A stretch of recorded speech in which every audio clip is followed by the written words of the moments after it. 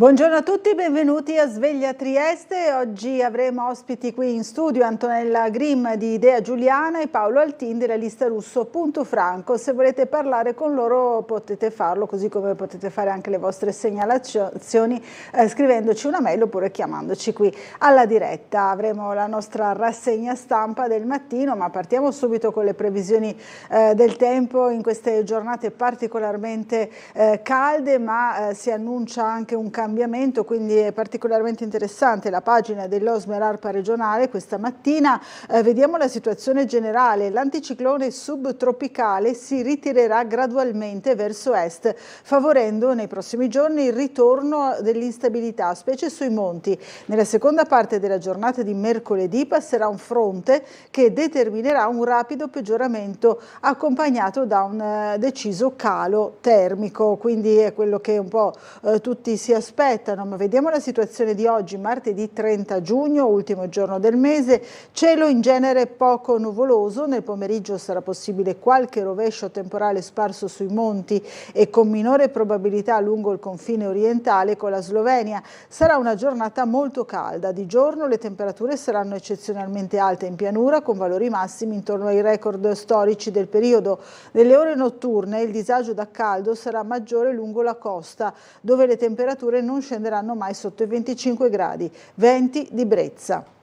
Vediamo ancora mercoledì 1 luglio, domani, nella prima parte della giornata cielo poco nuvoloso, ancora molto caldo, specie di giorno, in pianura e di notte sulla costa. Dal pomeriggio peggioramento con rovesci e temporali sparsi che potranno essere anche localmente forti in giornata a venti di brezza, mentre in serata soffierà vento moderato sostenuto da nord che sarà accompagnato da un deciso calo delle temperature. E ancora vediamo allora il quadro di giovedì, di notte e di primo mattino variabilità residua con bora moderata sulla fascia orientale della regione, in giornata cielo in prevalenza sereno con venti di brezza, temperature in deciso calo specie nei valori massimi, quindi c'è questo ritorno del fresco. Poi lo rivedremo anche nel nostro servizio della redazione del Friuli, ma andiamo a vedere ora le prime pagine dei quotidiani che sono in edicola. Oggi anche il Piccolo si occupa molto del caldo, ecco qui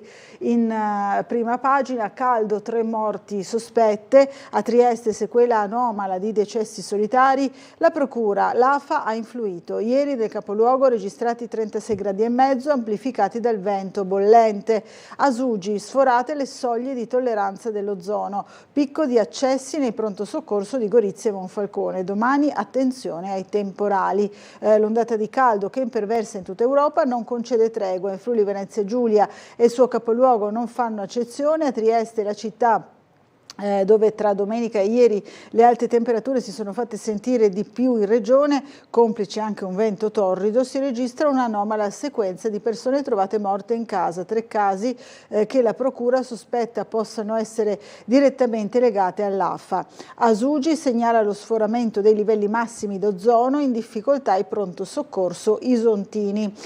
Dopo la moria, lo ricorderete, tartarughe e pesci di Villa Revoltella, salvi nelle vasche di San Canziano, nell'apposita struttura appunto per gli animali. Ancora sempre per quanto riguarda il caldo, studi e rimedi, isole di calore nelle nostre città, lo spazio urbano va ripensato. Vediamo anche che il varco di Largo Santos ritorna a dormitorio, a decine i migranti sdraiati sull'asfalto, uno straccio a terra, uno zaino per cuscino, alcuni delle decine di migranti che in questi giorni dormono all'addiaccio all'ingresso di Porto Vecchio, le vediamo qui nella foto, caso insoluto è il titolo. Nelle cronache di Trieste, Porto Vecchio, la regione decide sull'iter ambientale del progetto Costim. Ancora la notte dei saldi, sabato il centro diventa pedonale al ritmo di Sirtaki. Poi l'industria, crisi Startech, salta la trattativa sulla solidarietà. Vediamo ancora il dibattito sulla candidatura a Basaglia UNESCO, il sì di Fedriga, rivoluzione culturale e umana. il diario di bordo degli Yankris sulle rotte della malvasia, poi ancora l'analisi, così il Prosecco salva l'export di vini italiani negli Stati Uniti, la Slovenia, Janša a braccetto con Netanyahu, ambasciata a Gerusalemme, e poi ancora il commento, l'intelligenza artificiale quando e come la bolla può scoppiare, orrore in Germania, strage nella casa famiglia, sparatoria con 6 morti, subito presi 2 indiziati, l'emendamento del Partito Democratico, legge elettorale, un seggio per la minoranza slovena, il governatore è d'accordo. Edilizia speciale, Ops della friulana ICOP su Trevi, OPS, nasce un colosso da 1 miliardo di ricavi. E poi basket, nuovo CDA della Pallacanestro Trieste al via con una fumata nera, rinviata alla seduta d'esordio. Vediamo il piccolo di Gorizia Monfalcone, stessi titoli, anche qui approfondimenti per quanto riguarda il caldo, ma sempre a Gorizia, relax all'ombra delle aree verdi tra bimbi e sport, l'estate dell'altra Monfalcone. In realtà qui un uomo, vediamo, seduto sul tronco di un pino marittimo nell'area verde di via Valentinis, qui il reportage appunto in città, sempre per quanto riguarda il caldo. A Gorizia invece piscine comunali, ecco il restauro, 1,5 milioni di spesa. Monfalcone, flop delle ronde, si sono presentati 2 soli volontari. La frana di Brazzano slitta a gennaio, il rientro a casa degli sfollati dal maltempo, lo ricorderete, dalla frana dello scorso novembre. Ancora andiamo a vedere gli altri giornali in edicola quest'oggi, cominciamo col Corriere della Sera. Meloni, la partita del Colle, si può rompere il tabù di un capo dello Stato non di centro-sinistra, e questa è una notizia che troveremo un po' in tutti i quotidiani. Vediamo anche il sisma in Venezuela, 16 le vittime italiane, dispersi oltre 30 connazionali. Si aggrava quindi il bilancio delle vittime italiane, sono 16, oltre 30 dispersi, e intanto una nuova scossa ha riportato la paura nel paese sudamericano. Caldo, l'allerta rossa in 25 città, emergenza in Europa, 40,5 gradi in Slovacchia, primi temporali nel nord Italia. A Genova morti 2 anziani ricoverati per l'AFA, il corpo di un sacerdote trovato in canonica a Padova. Travolta da una moto, Giulia muore a 15 anni, una coetanea le tiene la mano, travolta da una moto. Jannik, per quanto riguarda Wimbledon, va al quinto set, non ho giocato al meglio. Sinner cade, soffre e vince con una scarpa insanguinata. Le sentenze, Suprema Corte, più poteri a Trump, ma sulla Fed arriva uno stop, anche questo lo troveremo un po' dappertutto. Poi tra i fermati, Germania, strage nella casa famiglia, un padre spara e uccide 6 persone. Andiamo alla Repubblica, Meloni, basta tabù, destra al Quirinale. La Premier scopre le carte, successo per Palazzo Chigi può accadere ancora. E su Vannacci, difficile ricostruire con chi come lui vuole solo distruggere tutto. Il retroscena, una scommessa per uscire dalla tempesta, il commento di Tommaso Ciriaco. Sinner avanti, ma che sofferenza anche qui. Poi vediamo invece il Brasile di Ancelotti, passa al 95esimo per quanto riguarda i mondiali. Corte Suprema contro Trump, non può licenziare dalla Fed, mistero sui colloqui USA-Iran a Doha. Germania, dramma nella casa rifugio per donne e figli, uccise 6 persone. Ancora il reportage dal Venezuela con i pompieri che scavano prima della scossa. Caldo, 2 anziani morti a Genova, allarme temporali, e poi la bolla dell'intelligenza artificiale non sia un alibi per l'Europa. La Stampa, Meloni prenota il Colle, basta tabù sulla destra. La Premier apre la lunga corsa al dopo Mattarella, terribile per un certo establishment, un presidente non di sinistra.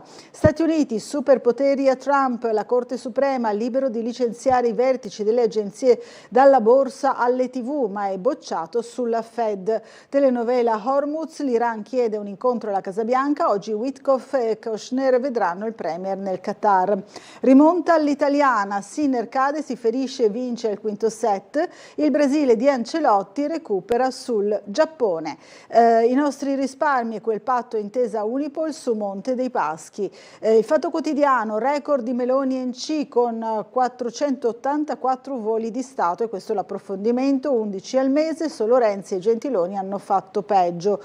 Commissione Covid, Conte si dimette per farsi ascoltare. La lettera dell'ex premier a Fontana e La Russa.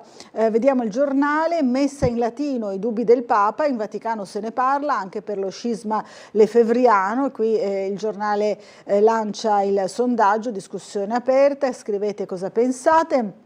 E poi l'inchiesta esclusiva, tutti gli sms sul caso Covid, così di donna, Giva per Conte, l'ex premier cede, mi farò ascoltare, ma attacca ancora il Giornale. Meloni, indaghiamo, il Colle a destra non è un tabù.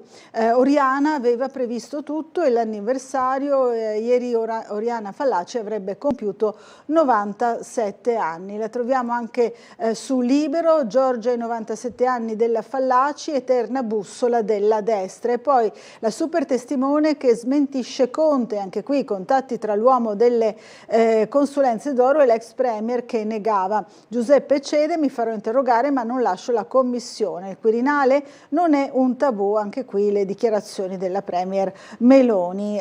Poi ancora il Sole 24 Ore, in eredità quasi 400.000 case all'anno, un terzo del mercato dalle successioni. Poi Lisa Cook, resta la Fed, la Corte Suprema dice no a Trump, Casabianca più poteri sulle agenzie. Mini pacchi, così il dazio in vigore da domani moltiplica la spesa finale. E poi Delphi, lo scontro tra i soci mette a rischio la stabilità dell'assetto di Essilux. Poi ancora il Domani, Trump ora può licenziare chi vuole ma è bocciato su abusi sessuali e Fed. Iran, gli USA promettono passi avanti col viaggio in Qatar, freddezza da Teheran. E poi il caldo fa strage, a governarci sono i negazionisti, la propaganda cancella la realtà. Questa è la lettura appunto del Domani. Torniamo sul piccolo di Trieste per le notizie più vicine a casa nostra. Allora, in primo piano proprio il caldo. Trieste nella morsa del grande caldo, segnalate 3 morti sospette, trovate decedute in casa, le persone avevano fra i 68 e i 77 anni, sotto pressione da giorni, pronto soccorso. Sforati i limiti delle concentrazioni di ozono.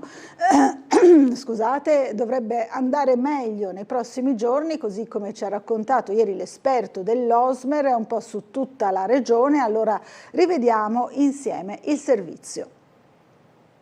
Caldo soffocante? Tranquilli, ancora un paio di giorni di pazienza e poi tornerà il fresco. In regione a dirlo è l'Osmer, che per la serata di mercoledì prevede fronti temporaleschi che riporteranno le temperature nella media di giugno, quindi intorno ai 30 gradi. Mercoledì non da mattina, insomma, ma ancora la mattina farà caldo, sarà ancora tempo stabile, quindi cielo sereno poco nuvoloso. Pomeriggio inizierà dalla montagna, ma si stenderanno anche a pianura e costa, quindi sì. Quindi chi va al mare mercoledì potrebbe beccarsi qualche temporale in serata, diciamo così. Sì.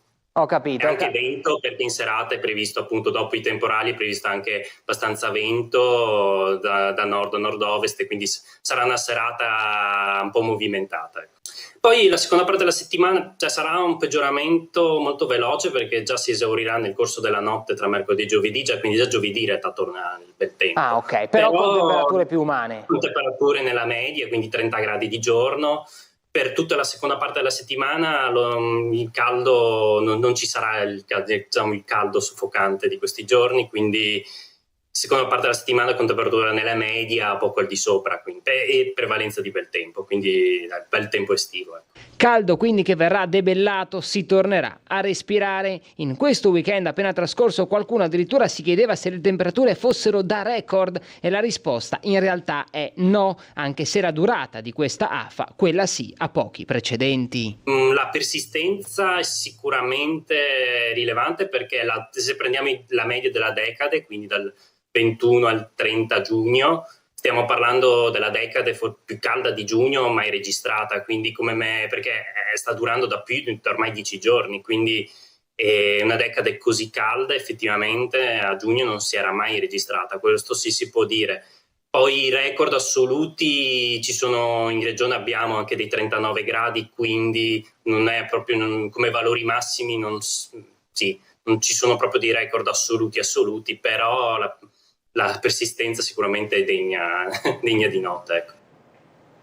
Allora andiamo ancora ad approfondire, vediamo che i sindaci dell'Altipiano dicono attenti a non sprecare l'acqua. All'appello congiunto di Sgonico e Monrupino e Duino Aurisina si aggiunge anche San Dorligo, riserve da monitorare. Poi nel capoluogo 36 gradi e mezzo, record in tutta la regione, battuto ogni primato del mese, mare a 29 gradi, mai così in questo periodo, anche per la temperatura proprio dell'acqua del mare.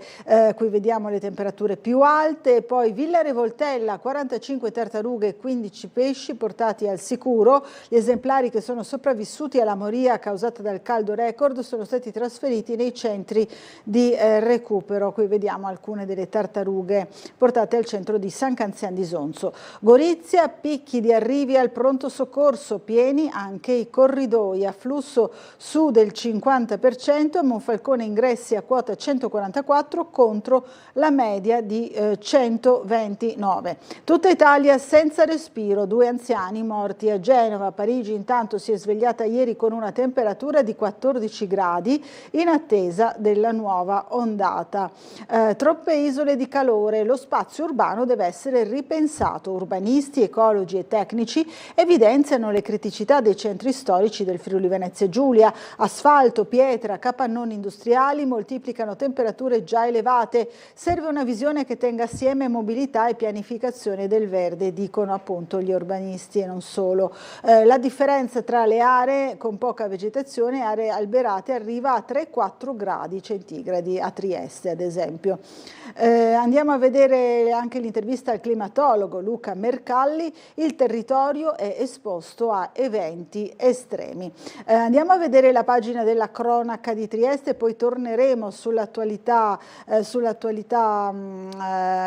diciamo politica nazionale, ma qui vediamo la regione, appunto, candidatura UNESCO per il pensiero di Basaglia, la conferma di Fedriga, il governatore no ideologizzazioni, si valorizzi la figura. Poi andremo a vedere anche le altre notizie per quanto riguarda proprio la nostra regione, ma ora ci colleghiamo con la sala operativa della Polizia Locale per vedere qual è la situazione del traffico in città. Allora abbiamo al telefono il commissario Fulvio De Grassi. Buongiorno. Sì, buongiorno Bucarella, a lei e tutti quanti i cittadini in ascolto, un ben svegliati, un ben alzati. Diciamo, nonostante le premesse di ieri sera, abbiamo nuovamente come tempo meteorologico torrido, caldo, perciò attenzione, solite raccomandazioni da telegiornali, ma penso siano da perpetrare nel tempo, cercare di adoperare il meno possibile i veicoli per non riscaldare ancora di più l'ambiente e così via. Il traffico al momento è tranquillo, vista l'ora. Non abbiamo nessuna attività in atto da parte nostra, quali interventi o rilievi incidenti. Anche la notte è trascorsa tranquillamente, c'è stato un piccolo solo danno ieri sera, ma niente di tale. Per il proseguo della giornata ho da segnalare i lavori semaforici con spegnimento delle postazioni di Corsa Italia Riborgo e Corsa Italia Roma dalle 8 alle 13 è prevista la durata, speriamo si concludano prima. Comunque avremo personale sul posto nostro per eventuali viabilità. Pomeriggio sempre stessi tipi di lavori, in corso Cavour, intersezione Milano, intersezione Val di Rivo dalle 13 alle 17. Previsti i lavori di rimozione binari all'intersezione Svevo e Tiforni, perciò una zona abbastanza trafficata, zona Torri d'Europa, attenzione, ci saranno sicuramente dei disagi, dei rallentamenti. Continuano i lavori in via Commerciale, ricordo che la stessa è chiusa da Largo Casali a via Sant'Anastasio, ci sono le vie alternative, la via Sant'Anastasio è aperta in salita per permettere di raggiungere la via Commerciale, mentre per chi scende è obbligatoria la svolta a destra in via Pauliana. o alle 9:15 circa dovrebbero partire un gruppo di macchine di pregio che sono al momento sistemate in Piazza Unità, certo. potrebbero Le abbiamo viste provocare ieri. esattamente delle Ferrari, dovrebbero essere, e alle 9:15 ripeto partono da Trieste in direzione Slovenia, perciò sicuramente le rive subiranno un po' di congestione, penso per pochi minuti. Ricordo ancora la Galleria Carso chiusa verso Trieste, si stanno notando sicuramente un po' di problemi sulla ex camionale, chiamiamola, in discesa, bivio ad H, comunque sempre monitorate. Bene, al momento non ho altre cose in agenda, quali manifestazioni, corteo d'altro, quindi vi restituirei la linea. Grazie, buona giornata e buon lavoro sia a lei che ai suoi colleghi. Grazie, altrettanto a voi, un saluto a tutti. Noi andiamo avanti, parliamo un po' di politica perché ieri c'è stata la prima riunione del Consiglio regionale sulle province, le nuove province, il disegno di legge preparato dalla Giunta, ritorno delle province, il dibattito spacca l'aula, il DDL 86 al test, 76 articoli da approvare fra le polemiche, sulle barricate opposte maggioranza ed eletti nell'opposizione, seppur con qualche distinguo. Oggi si ricomincia, ma intanto vediamo come è andata ieri nel servizio.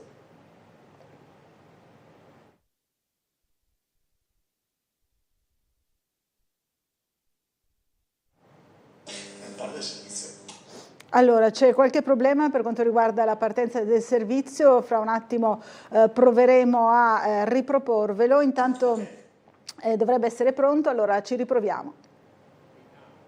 Abbiamo sempre detto chiaramente che gli EDR rappresentavano un passaggio verso la costituzione delle province elettive. Oggi abbiamo il dovere di costruire le province del futuro. Così in Consiglio regionale l'assessore alle autonomie locali Pierpaolo Roberti nella prima giornata di discussione del disegno di legge per l'istituzione e l'ordinamento dei nuovi enti. Critiche sono piovute dall'opposizione. Il primo aspetto che mi sento di sottolineare è che la dimensione di un ente di area vasta, e lo dice anche l'Unione Europea, è che devono essere sufficientemente grandi per poter competere anche in uno scenario come quello europeo, che è fatto anche di politiche di sviluppo, ma soprattutto sufficientemente piccolo per essere vicino alle comunità. Quindi questo tema è indissolubilmente legato anche a come vogliamo far funzionare gli enti locali, i comuni. Questo tipo di discussione in questo momento è assente.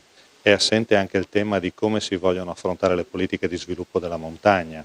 Ricordo che la legge regionale 21 del 2019 ha in qualche modo avviato la stagione delle comunità di montagna, ma ha lasciato completamente inascoltato il tema anche di un coordinamento. Critiche alle quali la maggioranza ha replicato non senza qualche iniziativa provocatoria. L'opposizione ha disegnato questa riforma come una sorta di male assoluto e di assoluta incoerenza, eccetera. Allora io ho lanciato una sfida molto semplice: se questa legge sulle province non va bene, ho chiesto all'opposizione, per correttezza, lealtà e postura ideale, di non candidarsi alle prossime elezioni provinciali. Le province sono state eliminate in un momento storico dove l'antipolitica regnava sovrana, quindi in virtù di questo le province sono state abolite con il voto di tutti gli schieramenti politici. In effetti è stato commesso un errore gravissimo e quindi noi stiamo ripristinando queste province per riallacciare tutti i temi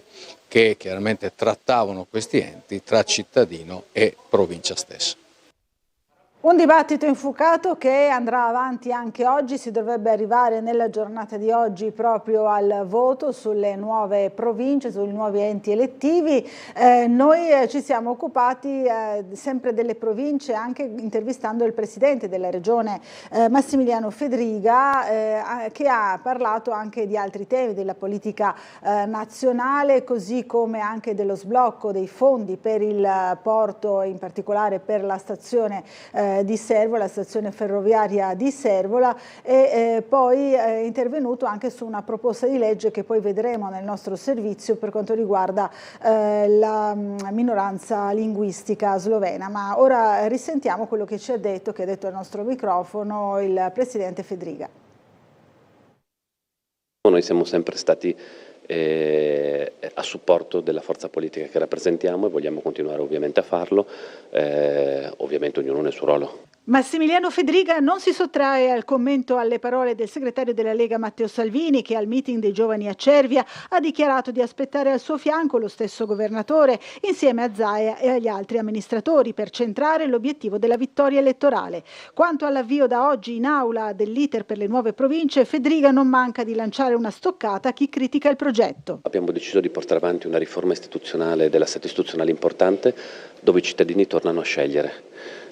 Quindi di fatto chi ha la responsabilità di governare il territorio è scelto dai cittadini, e questo penso sia la cosa più importante. La nostra priorità è far scegliere i cittadini. Capisco che alcune forze politiche che contestano questo non piaccia particolarmente che i cittadini possano votare e scegliere se confermare qualcuno, mandarlo a casa o votarlo. Io sono ancora innamorato della democrazia del voto. Bene lo sblocco dei fondi per la stazione di Servola, che secondo il Presidente potrà anche attrarre nuovi investimenti. Molto bene, abbiamo risolto un problema che si era creato qualche anno addietro e devo ringraziare questo governo, il Ministro Giorgetti, il Ministro Salvini, perché non solo sono riusciti a confermare il finanziamento, ma è stato addirittura implementato, perché ovviamente i costi sono saliti, quindi sfioriamo i 200 milioni di euro di un investimento strategico che comporta di conseguenza altri investimenti privati. Infine un commento a caldo sulla proposta del Partito Democratico per tutelare le minoranze linguistiche nella nuova legge elettorale del governo. Io sono favorevole a che sia presente una tutela di rappresentanza per la minoranza slovena. Di mio sono favorevole, quindi è una parte importante della nostra comunità ed è giusto che trovi una rappresentanza tutelata, e poi soprattutto si svincola la minoranza dall'appartenenza a una o all'altra forza politica, e quindi si può fare veramente un lavoro di rappresentanza della minoranza, non invece una rappresentanza della minoranza di seconda linea, dove prima viene il partito e poi la minoranza. E proprio di questo si parla anche oggi sul giornale. Rappresentanza slovena proposta PD per favorirla, emendamento dei Dem Serracchiani e Kuperlo, ma dalla Slovenska skupnost è già polemica. La rappresentanza della minoranza slovena torna al centro del dibattito politico con un emendamento alla riforma della legge elettorale presentato dalla deputata Dem Deborah Serracchiani, sottoscritto appunto anche da Gianni Kuperlo, e ieri è presentato anche dalla senatrice del PD Tatiana Roiz. Allora, rivediamo insieme il nostro servizio.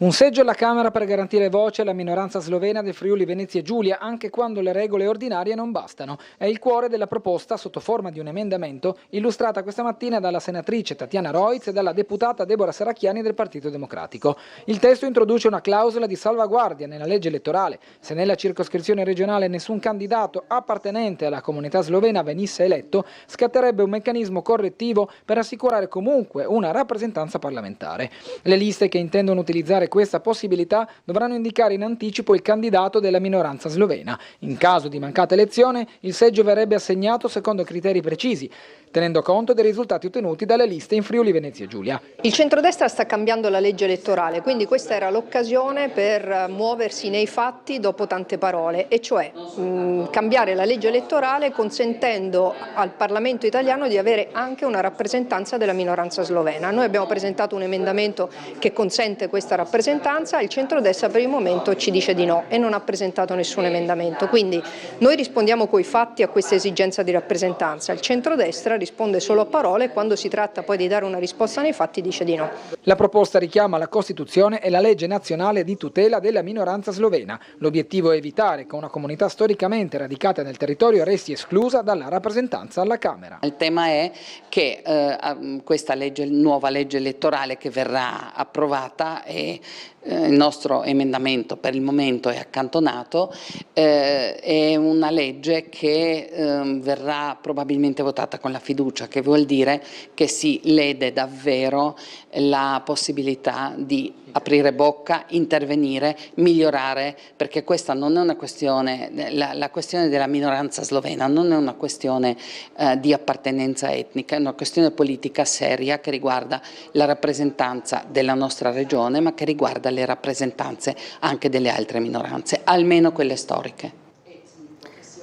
Torniamo tra le pagine del giornale per vedere ancora due notizie importanti. Nella pagina dell'economia, ancora stipendi in ritardo, sospesa la cassa in Startec, il mancato versamento delle paghe fa rinviare la trattativa sulla solidarietà. Fumata grigia per il rinnovo del contratto di solidarietà dei 320 lavoratori di Startec. La società delle forniture elettroniche non ha pagato in tempo tutti gli stipendi e i sindacati hanno fatto saltare il confronto previsto ieri, evidenziando che circa un quarto dei dipendenti non ha ancora ricevuto il bonifico nei tempi previsti. L'azienda assicura che i pagamenti sono stati emessi ieri, ma i sindacati continuano a sollevare il nodo dei problemi di liquidità della società guidata da Novica Mrdovic Vianello. Ieri le parti avrebbero dovuto chiudere sul rinnovo del contratto di solidarietà attivato al tempi dell'ingresso del fondo FairCap e mantenuto anche sotto la gestione di Startec.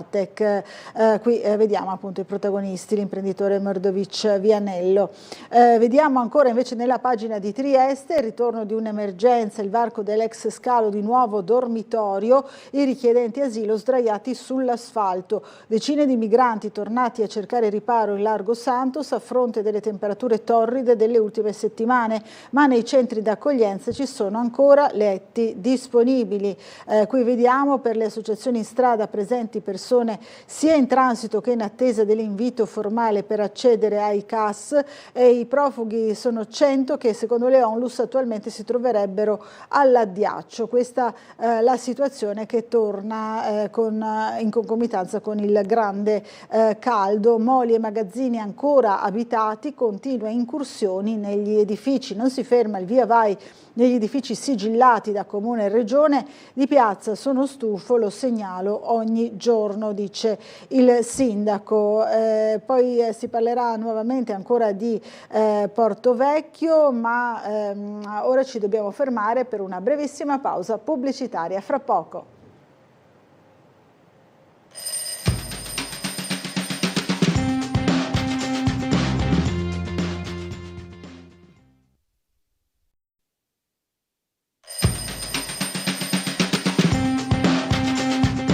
Bentornati in diretta, 7:35 del mattino, proseguiamo con la nostra rassegna stampa qui a Sveglia Trieste. Allora vi dicevo prima della pubblicità si parla nuovamente del Porto Vecchio, Porto Vivo, Project Costim, domani il verdetto sull'iter ambientale della regione. Intanto i sodalizi ambientalisti dicono tante criticità, serve un esame puntuale che coinvolga tutti. Legambiente e WWF criticano le modalità della procedura e i contenuti del piano del real estate di Bergamo. È convocata quindi per domani la commissione regionale chiamata a pronunciarsi sullo screening via del project financing di Costim per la riconversione del Porto Vecchio, iter che da ormai 3 mesi tiene in stallo la conferenza dei servizi e che potrebbe ora arrivare alla svolta decisiva. Il passaggio è tecnico quanto fondamentale. Si tratta di valutare preventivamente se il progetto della real estate bergamasca potrà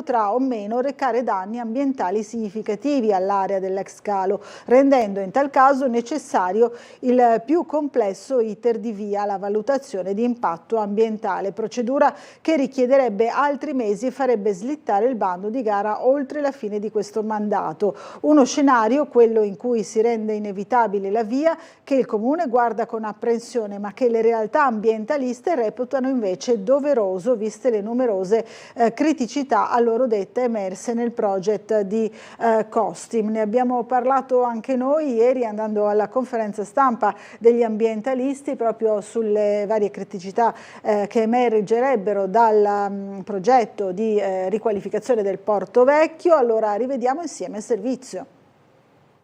Io spero che la Regione non voglia mettere una pietra sopra, che faccia partire una via seria in cui tutti i cittadini siano coinvolti.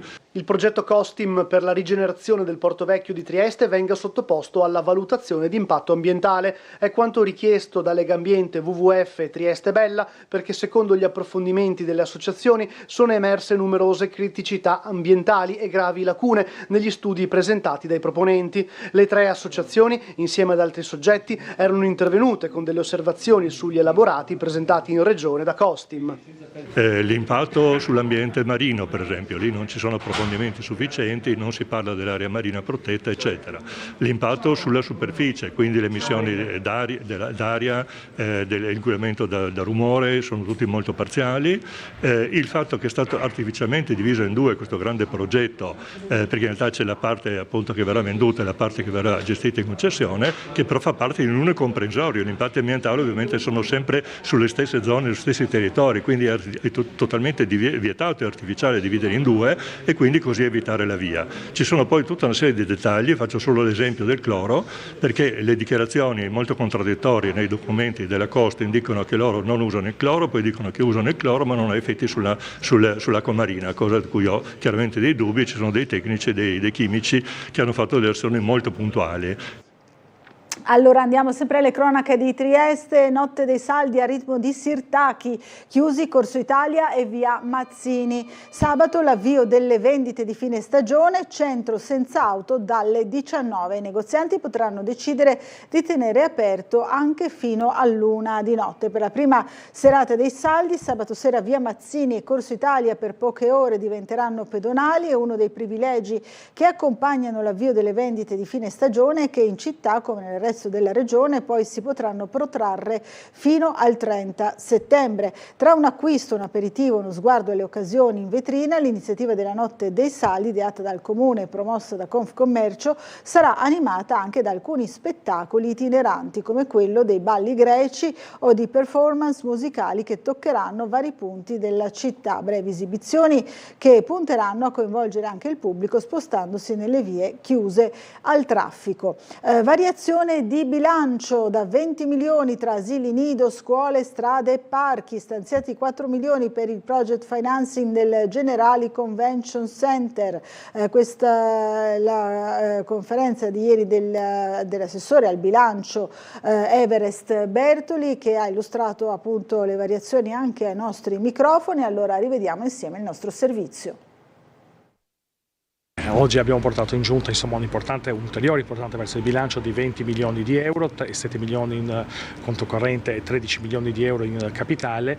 Dall'edilizia scolastica e sportiva alle aree gioco e cura del verde, dalla manutenzione di strade e marciapiedi, considerando anche la messa in sicurezza di alcuni attraversamenti pedonali, al sociale, non solo, focus anche su centri estivi e nuovi finanziamenti per il servizio immobiliare, interventi che l'amministrazione comunale di Trieste considera urgenti e che partiranno nei prossimi 6 mesi. 1 milione di euro in più ulteriori per quanto riguarda le strade e i marciapiedi, stiamo parlando di 1.700.000 euro per la manutenzione delle aree verdi, dei parchi, giardini e aree gioco, stiamo parlando di 2 milioni di euro per quanto riguarda la manutenzione straordinaria degli asili nido, 250.000 euro per i centri estivi e 150.000 euro per le palestre, 4 milioni di euro per l'ampliamento del centro congressi in partenariato pubblico-privato con le Generali ed altri importanti posti di voce in sostanza che vanno a costituire un'importante iniezione di denaro liquido nell'economia cittadina. Poi questo aggiungiamo anche i 3.600.000 euro sul sociale che ci è trasferito alla Regione e i 3 milioni e mezzo di euro dell'avanzo accantonato negli anni scorsi per il contratto nuovo dei dipendenti pubblici. E vediamo che le asfaltature in Campi Elisi continuano, lavori al via da lunedì. Ancora sempre nelle cronache di Trieste, pratiche illecite al CAF, ex impiegata a processo, l'accusa istanze di cittadinanza presentate utilizzando lo SPID di un utente.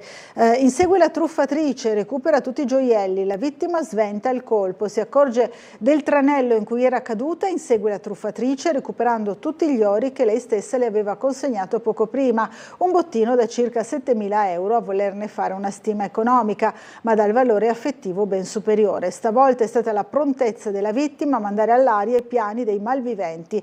L'episodio, su cui ora indaga la Polizia di Stato, è andata in scena sabato in via dei Pagliaricci nel rione di San Giovanni. Era da poco passato mezzogiorno quando la truffatrice si è presentata a casa della triestina recitando uno dei copioni che vanno per la maggiore nel redditizio settore criminale delle truffe, specialmente agli anziani. Alle vittime di solito viene fatto credere che qualcuno abbia usato la loro auto per commettere una rapina o che un loro caro rischi l'arresto per aver causato un grave incidente stradale. Da qui la richiesta di prendere in custodia contanti e gioielli a scopo investigativo in un caso o a mo' di cauzione nell'altro. Varianti sul tema. Qualunque sia l'imbroglio inscenato, l'obiettivo è sempre lo stesso: impadronirsi dei beni altrui con l'inganno, ma in questo caso appunto la donna in un primo momento era caduta nel tranello, poi se n'è accorta e ha recuperato il bottino.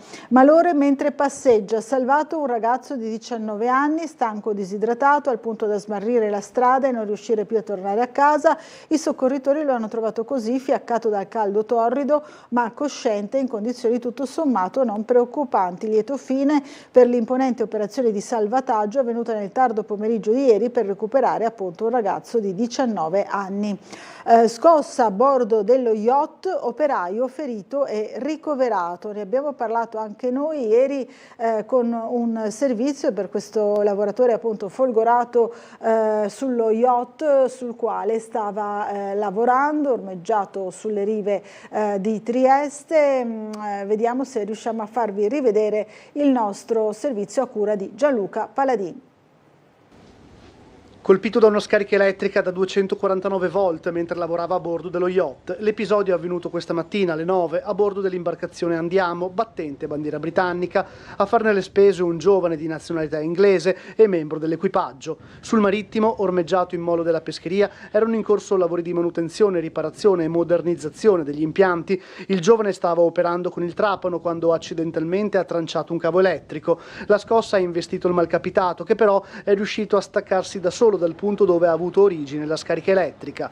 Sul posto sono arrivati i vigili del fuoco, la polizia di Stato, gli operatori della Capitaneria di Porto e i sanitari del 118. Mentre i pompieri avviavano le operazioni di messa in sicurezza dell'area interessata dall'incidente, i medici procedevano con le prime cure sul posto. Il marinaio inglese lamentava dei forti dolori al petto ed è stato portato all'ospedale di Cattinara per i dovuti accertamenti. Fortunatamente le sue condizioni non sono gravi.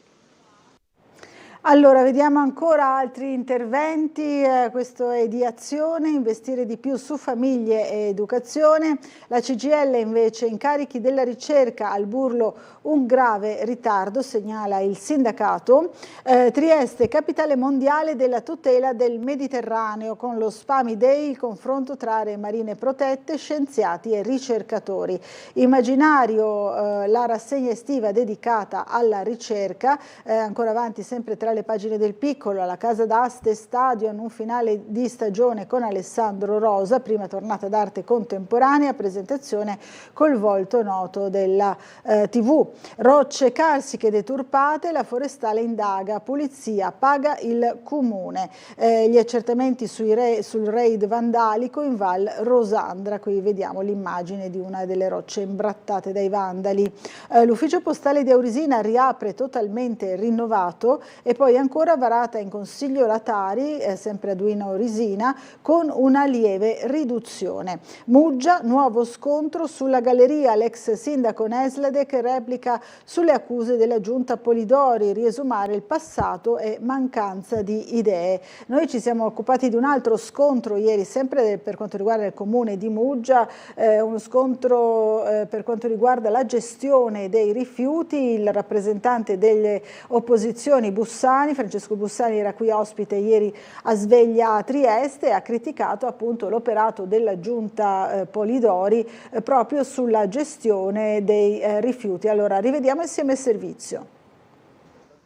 Nei mesi precedenti abbiamo avuto notizia da parte dell'amministrazione attraverso la stampa che a partire da gennaio 2027 hanno intenzione di dismettere il sistema di raccolta porta a porta nell'intero territorio del comune di Muggia per implementare l'utilizzo di queste isole ecologiche che abbiamo già visto in azione nel centro storico, sono state installate nei mesi precedenti, riproposte all'interno di tutto il comune di Muggia. Visto che realizzare le 6 isole ecologiche attuali è costato 450.000 euro, ho presentato un'interrogazione per chiedere quali saranno i costi, perché se per coprire un'area che è molto piccola si sono spesi 450.000 euro, per coprire l'intero comune di Muggia quali saranno i costi e come questi costi verranno poi recuperati dai cittadini.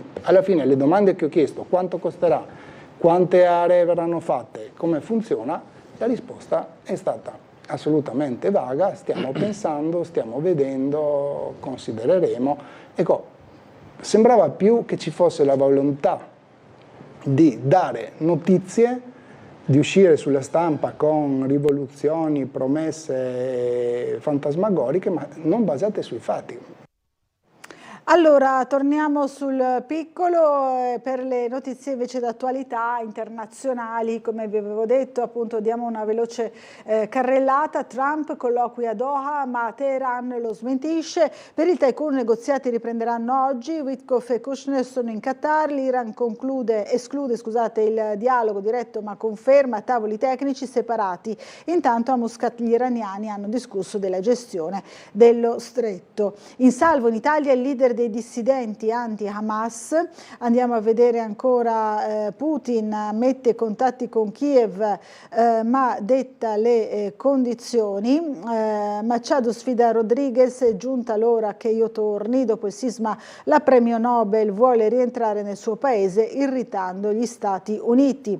Si spengono le speranze, Makuto stop alle ricerche, nessun segnale. Dopo il disastro cresce il rischio legato alle epidemie. Germania, shock nella casa famiglia, un padre fa fuoco su 6 operatori, un appuntamento per la custodia della figlia si trasforma in un atto atroce, il 45enne spara trucidando i dipendenti, poi fugge con una donna, l'uomo è stato fermato poco dopo, anche la 65enne trattenuta dalla polizia. Vediamo ancora 'ndrangheta e licei, lunga scia di sangue negli ultimi 20 anni, le sparatorie, poi la Corte Suprema contro Trump, Cook resta alla Fed, così come abbiamo visto in altri giornali. Slovenia più vicina a Israele, congelato il sì alla Palestina. Poi ancora diesel giù oltre confine, ma benzina un po' più cara.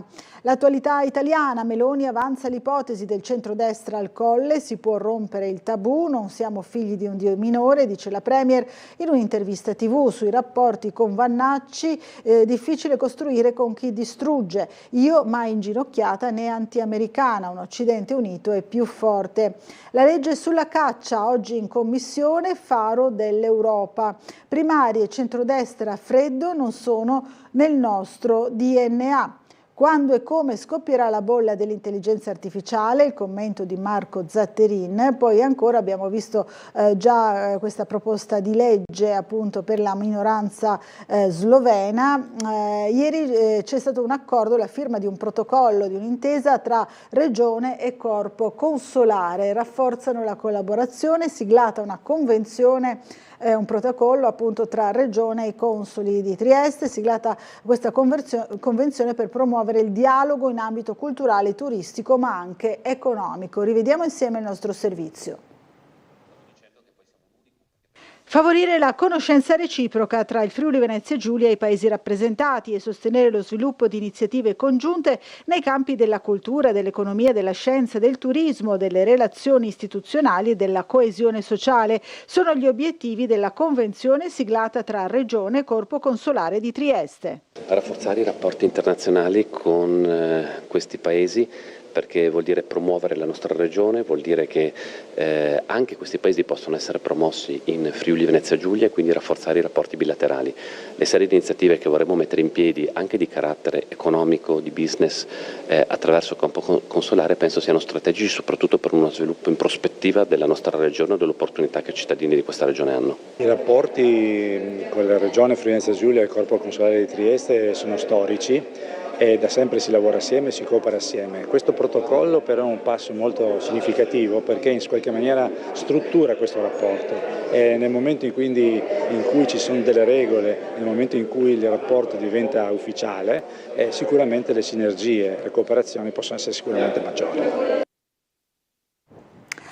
Torniamo allora sul piccolo, più servizi in farmacia per avvicinarsi alle persone, firmato un nuovo accordo integrativo regionale tra la categoria e la regione, così si rafforza il dialogo in Friuli Venezia Giulia. Riccardi, parliamo di punti di salute diffusi sul territorio che danno risposte vicine e accessibili. Premio Lucchetta, la Giunta ricorre al Consiglio di Stato, impugnata la sentenza del TAR in favore degli organizzatori esclusi dai fondi. Torniamo sul piccolo sempre di Trieste, dunque Ferrari Cavalcade in piazza la supercar del cavallino rampante, la 19enne triestina Asia Braini e Miss Telefriuli, Mare Vitovska esalta il vino locale e fa il pieno di presenze. Parco di Villa Kosulic, nuovo campo da basket, ne abbiamo parlato anche noi ieri, l'inaugurazione del nuovo campetto da basket ieri mattina nel giardino di Villa Kosulic in Gretta, quindi rivediamo insieme il nostro servizio dedicato proprio a questa nuova struttura, questa donazione alla città da parte di un privato realizzata insieme al comune. Allora rivediamo insieme il servizio. Quasi. Un nuovo campetto da basket monocanestro a disposizione della cittadinanza nel parco di Villa Kosulic in strada del Friuli, un intervento reso possibile grazie alla donazione di un privato. Il campo è dotato di una pavimentazione drenante rifinita in gomma colata ed è stato recintato da una rete di protezione. Il campetto da basket e il nuovo tavolo da ping pong vanno a formare una nuova area di aggregazione dedicata a bambini e ragazzi che si affianca a quelle già presenti. Grazie alla disponibilità di un soggetto privato attiviamo oggi e inauguriamo questo campetto, un ulteriore piccolo spazio che viene ridonato alla collettività, soprattutto per i ragazzi. Speriamo anche che vi sia un uso consapevole. L'amministrazione comunale è grata ovviamente al donante e a chi anche ha seguito tra gli uffici e tra i professionisti tutto l'iter burocratico che ha portato a questa donazione. Un pezzettino anche del campo di ping pong, come vedete grazie soprattutto anche ai contributi dei privati si stanno arricchendo molte aree. Recentemente l'altro ieri in piazza Carlo Alberto, qualche settimana fa sempre con anche i ragazzi di Edilmaster, con le casse edili un ulteriore piccolo spazio nella Pineta, la Fondazione Cassa di Risparmio che ci ha aiutato nello scorso anno, quindi un bene che anche i privati abbiano la percezione e sostengano l'amministrazione comunale, a loro va il ringraziamento. Note d'estate in città, gli Ottoni del Verdi, protagonisti di 12 serate, l'ensemble triestino proporrà un impaginato di circa 45 minuti alternando celebri brani d'opera e operetta. E poi ancora ieri è stato donato per curare il diabete, quindi alla struttura complessa della SUGI che si occupa di questa patologia, un bioimpedenziometro. Allora rivediamo insieme il nostro servizio anche con il punto sulla diffusione del diabete nella nostra città e nella nostra regione. Abbiamo un numero di persone con diabete intorno alle 20.000 persone, di queste circa il 35% associa al diabete anche un'obesità, con dati che sono ahimè in progressivo aumento causa le abitudini alimentari ricche di cibi ipercalorici e ultraprocessati e di un'eccessiva sedentarietà. Questa è l'incidenza del diabete a Trieste, mentre in tutto il Friuli Venezia Giulia si sale a circa 90.000 casi. La struttura complessa per le patologie diabetiche del Dipartimento Asugi può contare su un nuovo bioimpedenziometro, strumento donato dalla nuova Assodiabetici Trieste che mira a migliorare la qualità della vita dei pazienti grazie alla possibilità di valutarne con precisione la composizione corporea. Le persone con diabete ed obesità sono in progressivo aumento nel nostro paese ma anche nella nostra città. Quando noi parliamo di peso non dobbiamo guardare solo al dato che ci dà la bilancia, ma dobbiamo andare a capire anche questo tessuto adiposo, questo grasso in eccesso, dov'è distribuito. La dietista ci spiega come funziona. Si applicano 2 elettrodi, uno sul dorso della mano, diciamo in modo semplice, uno a livello del dorso dei piedi, e viene passata una piccola corrente elettrica che ci dà la trasmissione e il rimando di come i liquidi e la composizione corporea vengono distribuiti all'interno del nostro organismo. Parliamo di sindrome cardio nefrometabolica, cuore, rene e metabolismo. Nel metabolico c'è il diabete. Queste 3 grandissime patologie che ci vedono anche a lavorare insieme con i nefrologi, con i diabetologi, costituiscono uno dei rischi più importanti per il cuore. Ci è sembrato giusto contribuire con una struttura sanitaria che ci segue veramente completamente e il nostro consiglio direttivo ha voluto assecondare questa necessità di questa attrezzatura piccola, ma speriamo sia molto importante.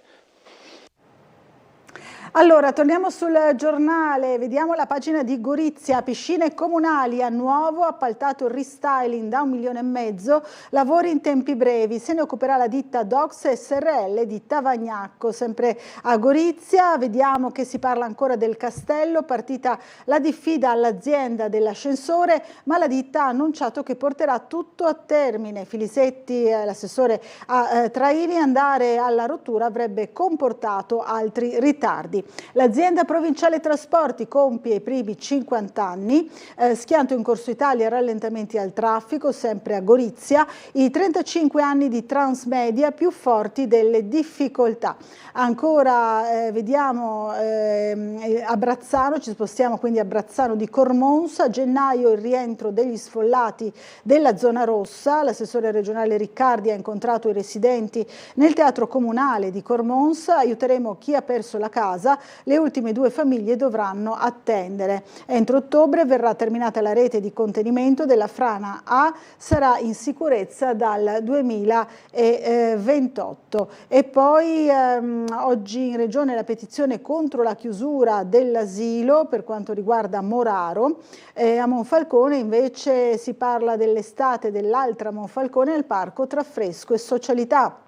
Il relax dei cantierini con le famiglie, i giovani di differenti nazionalità che chiacchierano, fanno sport, calcio, basket e calisthenics, e il popolo che anima i giardini pubblici. Li vediamo qui appunto in alcune immagini, in questa sorta di reportage cittadino di Elena Placitelli sul piccolo. Controlli di vicinato, per ora 2 soli volontari e il comune rilancia, stenta dunque a decollare il progetto di sicurezza partecipata dopo la firma del protocollo a maggio in prefettura. L'appello a chi si vuole attivare per il bene della sua città.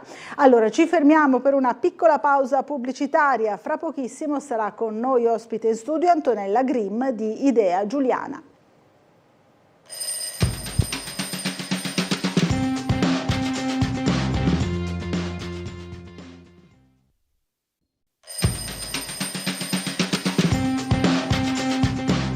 Bentornati in diretta, 8:04 del mattino, diamo subito il buongiorno e bentornata nei nostri studi Antonella Grimm, Idea Giuliana, buongiorno. Buongiorno a tutti e a tutte, grazie dell'invito e sì, credo che mancavo da circa 3 anni, quindi c'è un po' di emozione in più rispetto al solito, quindi ecco, grazie infatti, a voi. Ricordiamo brevemente insomma questo passaggio in Idea Giuliana, questa esperienza, come si sta così svolgendo e concretizzando in questo gruppo formato dall'ex assessore alle politiche appunto del sociale Carlo Grilli, e poi ha avuto l'adesione anche di tante altre persone. Ci racconta spesso Carlo Grilli tante donne, tanti giovani, sì. Quindi insomma com'è questa esperienza? Allora, l'esperienza è sicuramente in conseguenza del fatto che la politica, per quello che mi riguarda, è una sorta di virus che rimane latente e benché negli ultimi 3 anni non avessi più ritrovato l'entusiasmo per occuparmi attivamente di politica, dopo la grande delusione della distruzione, in un certo senso, dell'impossibilità del terzo polo di lavorare assieme, e quella personalmente la vissi come veramente una grandissima delusione. Passo passo, visto che il virus rimane comunque latente, anche perché sei avuto la grande fortuna di occuparti in prima persona, come è accaduto a me per 5 anni dell'assessorato all'educazione del Comune di Trieste, questa passione e questa voglia di provare a contribuire per quanto si può al bene della città ti rimane. Mi sono progressivamente avvicinata, grazie all'amicizia e alla stima che si erano creati comunque negli anni del Comune di Trieste con Carlo Grilli, a questa associazione che poi vede anche 2 rappresentanti in Consiglio Comunale, Roberto Casone e Mirko Martini, e poi vede come punto di riferimento principale appunto Carlo Grilli, che nel frattempo è diventato consigliere regionale eletto in regione con la lista Fedriga.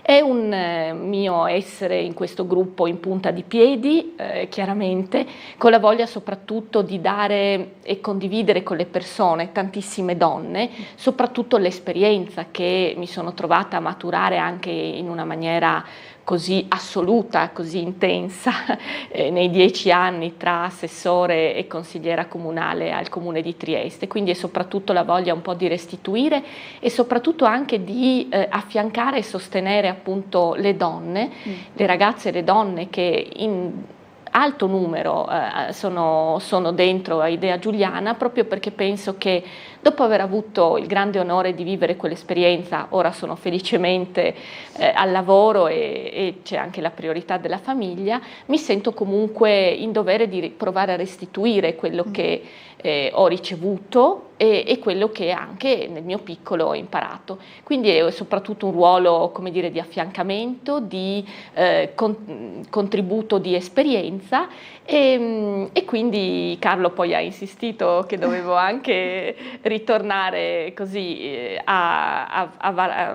dentro a queste stanze, e quindi sono qui ed è un'esperienza molto interessante, anche perché la lista civica ti dà l'opportunità di vivere la condivisione delle idee, dei progetti in una maniera più libera rispetto a quella che è la struttura di un partito politico, come è giusto che sia. Io non sono figlia dell'antipolitica e non ho un punto di vista che vada a delegittimare. Penso che la politica serva, le scuole di politica servano, i partiti sono assolutamente essenziali per la costruzione di una democrazia sana, ma la nostra regione si è sempre caratterizzata anche per la capacità di far nascere uno spirito più libero, meno legato a percorsi strutturati di partito, quello che si definisce appunto quello dei movimenti civici, e quindi in questo senso Carlo ha avuto su spinta diretta del presidente Fedriga proprio secondo me la corretta intuizione di andare a proporre in città questo percorso. È un percorso che si affianca chiaramente a percorsi che sono già strutturati anche all'interno del centrodestra, che vuole dare un contributo ulteriore, che vuole cercare di avvicinare soprattutto le persone. Rimane purtroppo un fenomeno ciclico nel nostro paese, deluse dalla politica. Io lo ritengo un grande errore, perché ritengo, ed è quello che vado anche a dire sempre agli incontri di Idea Giuliana, che bisogna entrare nel mondo della politica, accettare di comprenderlo, di capirlo e anche di metterci la faccia in prima persona. Lo puoi fare per 5 anni, per un anno, nei vari modi. Non occorre avere sempre ruoli di primo piano, non occorre sempre puntare a diventare consiglieri o assessori, si può dare un contributo anche di seconda linea, ma è importante, è anche un modo per dimostrare l'amore per la propria città. E questo cerca di fare Civica Idea Giuliana. Adesso dal mese di luglio saremo presenti, speriamo che il caldo un po' cali, con dei banchetti, già da domani, esatto, sì. Con dei banchetti nei vari rioni della città. Abbiamo anche già portato avanti delle proposte tematiche, stiamo costruendo un pacchetto di proposte tematiche, chiaramente molto legate al territorio e alla esperienza anche dei nostri consiglieri circoscrizionali, coordinati da Giorgio Cesare, cieco abbiamo anche una squadra voglio dire molto cospicua di consiglieri circoscrizionali, e quindi una bella squadra che dalla rappresentanza in regione di Carlo Grilli e poi scende con Martini, Cason e i nostri circoscrizionali nel cuore, diciamo, delle problematiche, delle opportunità cittadine. Allora, abbiamo subito una telefonata, la sentiamo immediatamente. Pronto, buongiorno. Pronto, buongiorno signora Bucarella, un saluto anche da sua ospite. Volevo fare una segnalazione, una denuncia, non so come descriverla. Dica. Ieri mi è successo che dovevo andare dal medico, visto che non sono più giovanissimo, vado dal mio medico che ce l'ho da un po' di anni, devo parlare con lui, mentre sono in sala d'attesa uno degli altri pazienti mi dice lo sai, no, che oggi e domani sono gli ultimi giorni. Come gli ultimi giorni? Sì, il nostro medico va in pensione. Ho capito. Dopo quando entro chiedo a lui, mi fa ma non vi è arrivata nessuna comunicazione da Sugi? No, guarda, da Sugi non mi è arrivata né a me né a mio figlio, che abbiamo lo stesso medico, non è arrivata nessuna comunicazione. E adesso gli dico cosa devo fare? Devi andare al distretto di Valmaura, distretto 3 mi sembra sia. E porca miseria, avendo più di 60 anni e avendo qualche acciacco mi sono un po' preoccupato. Sono arrivato a casa, ho cercato su internet il numero di Valmaura, ti danno un numero su un sito che ce l'ha e il numero è inesistente. Ho capito. Ma a Sugi, donde una volta, quando io ho cambiato medico 20 anni fa, mi era arrivata una lettera, guardi che tra 2 mesi, 3 mesi il suo medico in non pensione. è arrivato nulla invece. E invece questa volta niente, a nessuno. A nessuno, perché ho chiesto anche alle altre persone, erano circa una decina di persone là, perché si è sparsa già la voce in rione di questo bravo medico e nessuno ha ricevuto niente. A Sugi come si comporta? Ho capito. Niente. A noi ci tratta come le pezze da piedi e non so perché. Uno ha problemi di salute, adesso che se il mio problema è un po' più grave del solito, dove vado? Chi chiamo? La guardia medica? Come mi devo comportare? Adesso voglio vedere, perché adesso chiudo la telefonata con lei e vado giù al distretto e vedo cosa mi diranno. Ci faccia poi sapere, insomma, perché... come fanno sempre su queste cose da una parte all'altra. Capito. Grazie della segnalazione, intanto assolutamente. No, vedo della sua ospite anche uno del suo partito in consiglio regionale, sarebbe bello che qualcuno chieda al nostro assessore regionale della salute, diciamo, che ci dia qualche spiegazione, ma non è colpa mia, è colpa di Toio, è colpa di Mario, è colpa di Uccio, no, ognuno deve prendersi le sue responsabilità, perché noi le tasse le paghiamo. Capito, grazie, intanto insomma ci dispiace perché non è mai un bel momento quando il medico di base di cui ci si fida, no? Per anni magari va in pensione, e giustamente anche insomma i medici hanno diritto a questo, ad andare in quiescenza, però c'è questo momento, no, di passaggio che può essere vissuto anche con disagio. Una cosa su cui ci stavamo anche confrontando molto spesso nel nostro gruppo, anche l'eccessiva digitalizzazione delle comunicazioni.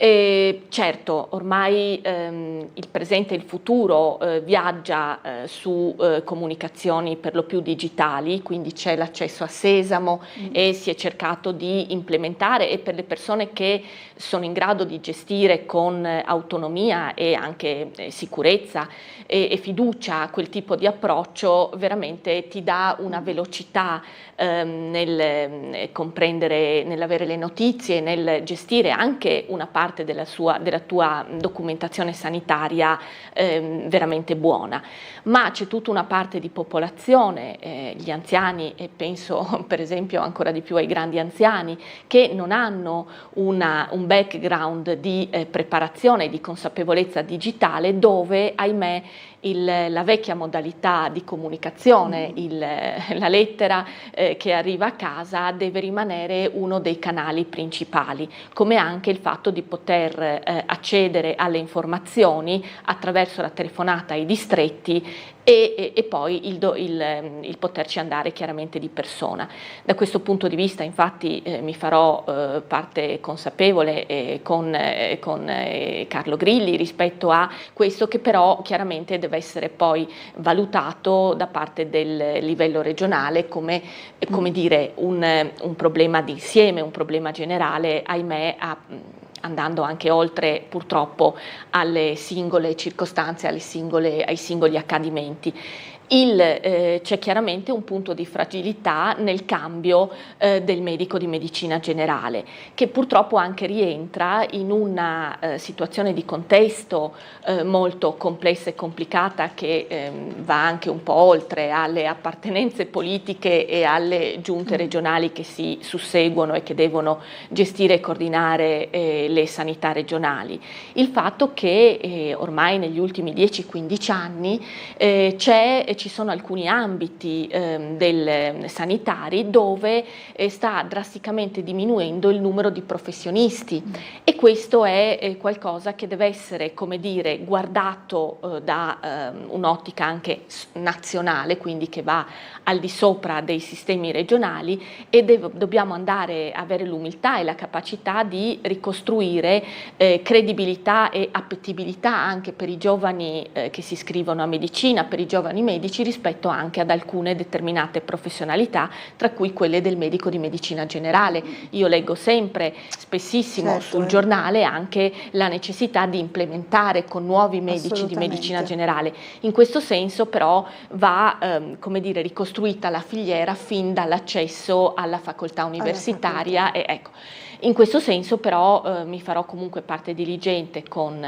appunto il nostro riferimento in Consiglio regionale, proprio per andare a rafforzare le capacità più capillari forse di comunicazione rispetto soprattutto all'utenza più anziana, rispetto a questi momenti che sono cruciali di cambio, ma lo sarebbero anche per me.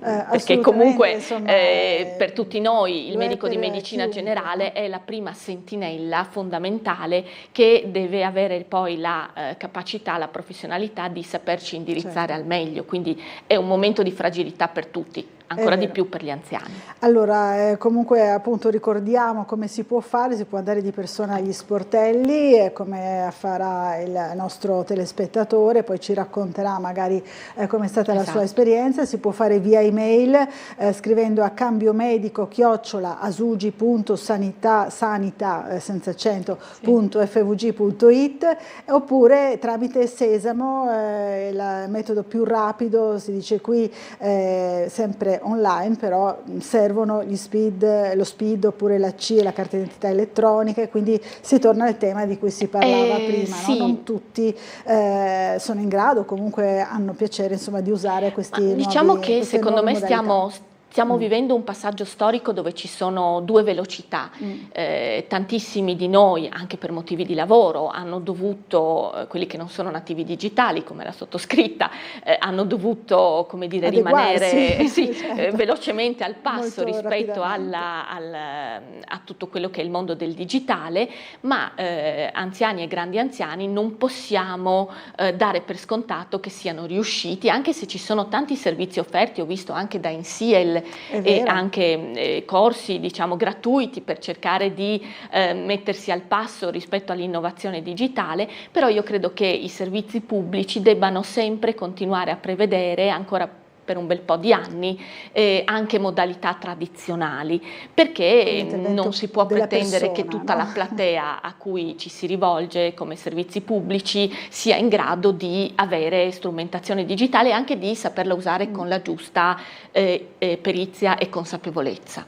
Allora ci scrive Piero, dice: buongiorno, ricorrenza, oggi la giornalista e saggista Oriana Fallaci avrebbe compiuto 97 anni, una figura storica, invisa alla sinistra, dice: ma lei a suo tempo non era di destra, probabilmente oggi lo sarebbe, dice il signor Piero. Insomma, io mi ricordo ancora nel 2001, quando pochi giorni dopo il dramma dell'11 settembre lessi la lettera di denuncia che Oriana Fallaci, che si trovava a New York e che vide dalle finestre della sua abitazione la tragedia dell'11 settembre, scrisse cercando di metterci in guardia. Ecco, io da vecchia ora mi sono rimessa a studiare, mi sono iscritta a storia e filosofia e ho proprio il piacere anche di andare ad approfondire quello che è la storia anche di altre popolazioni, e quindi la forza che c'è stata sempre nei secoli anche di, in certi momenti della storia, per fortuna non solo di scontrarsi con le guerre, ma anche di cercare di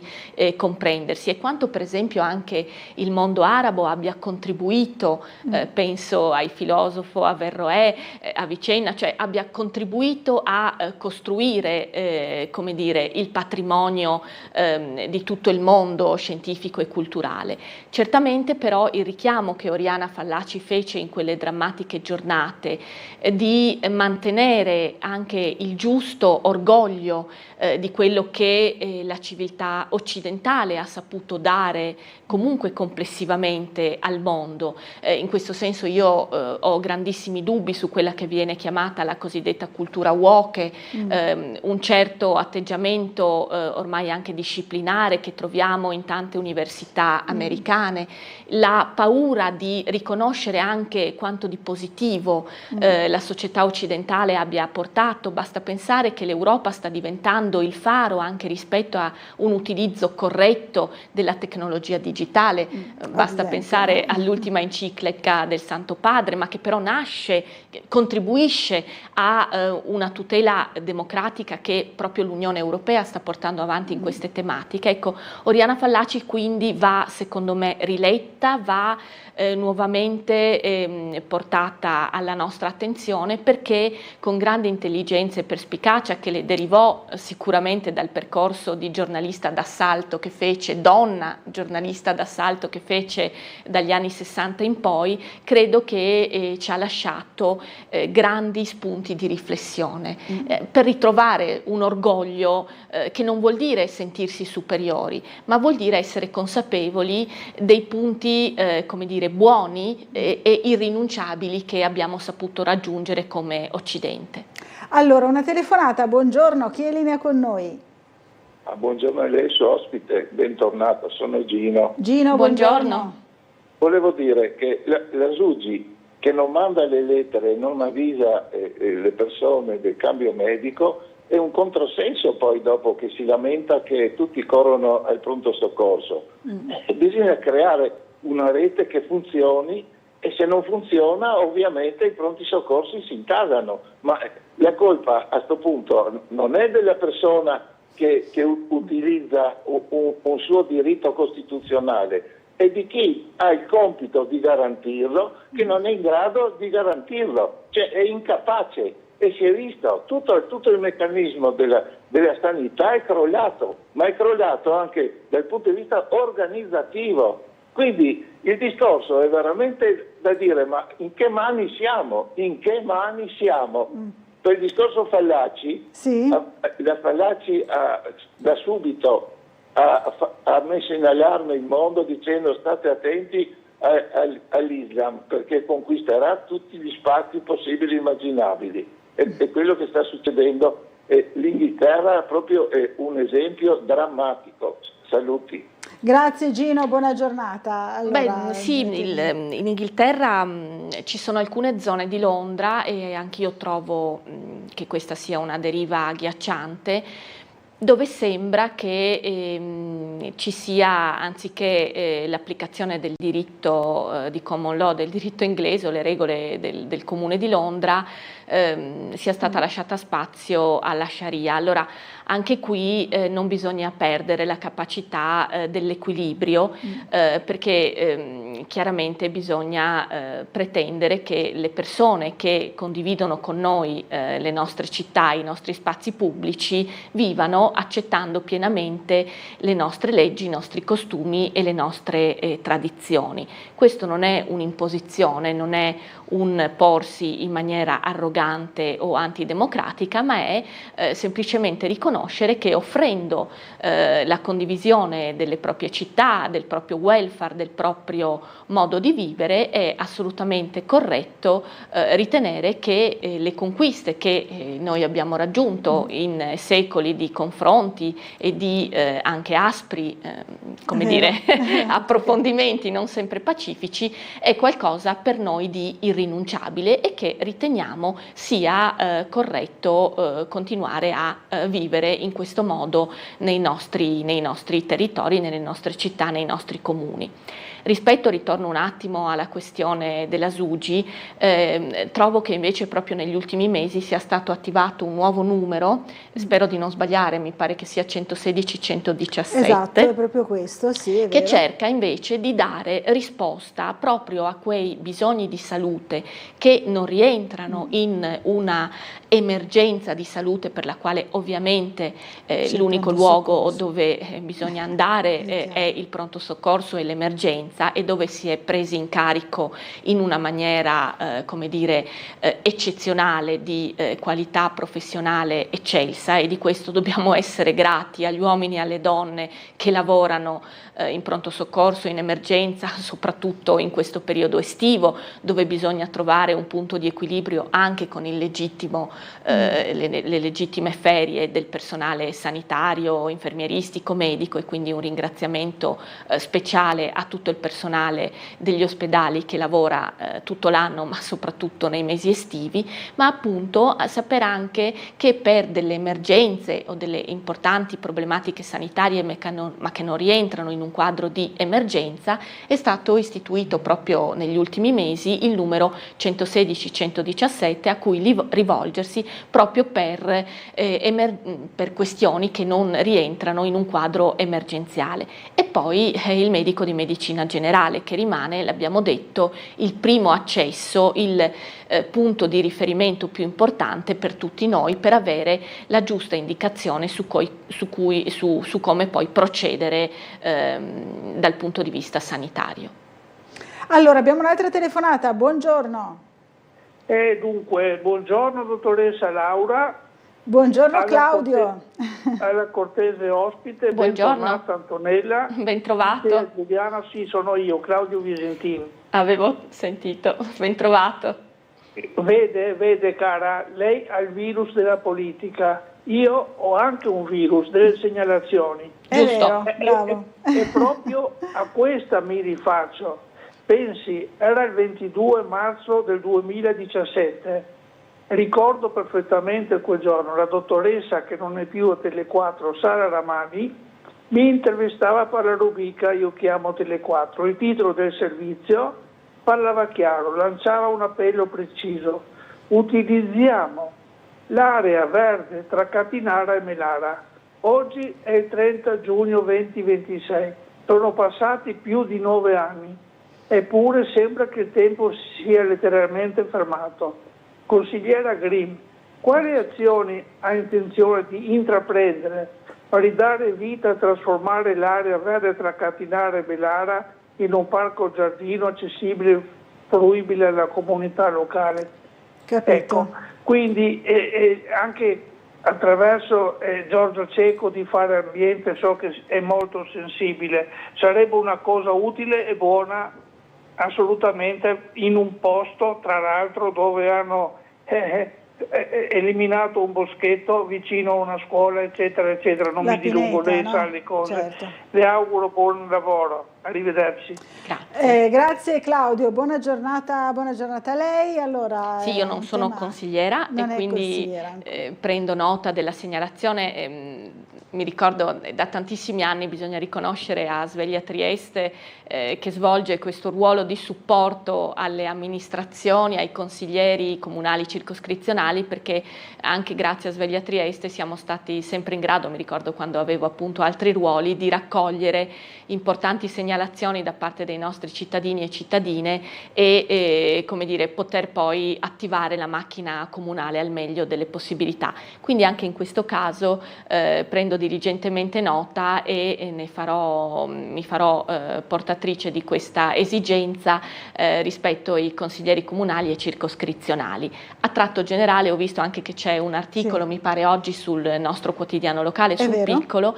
È chiaro che bisogna, visto che è sotto gli occhi di tutti che le ondate di caldo intenso si stanno susseguendo con sempre più frequenza e quindi non credo che ci abbandoneranno nei prossimi anni, credo che andare a valutare progressivamente di continuare a dare spazio sempre maggiore ad aree verdi, alle alberature in città, credo che sia uno dei modi con cui dare refrigerio ai nostri concittadini e concittadine, dentro comunque a un percorso che tenga anche d'occhio le necessarie potature e la necessaria cura pluriennale del verde pubblico.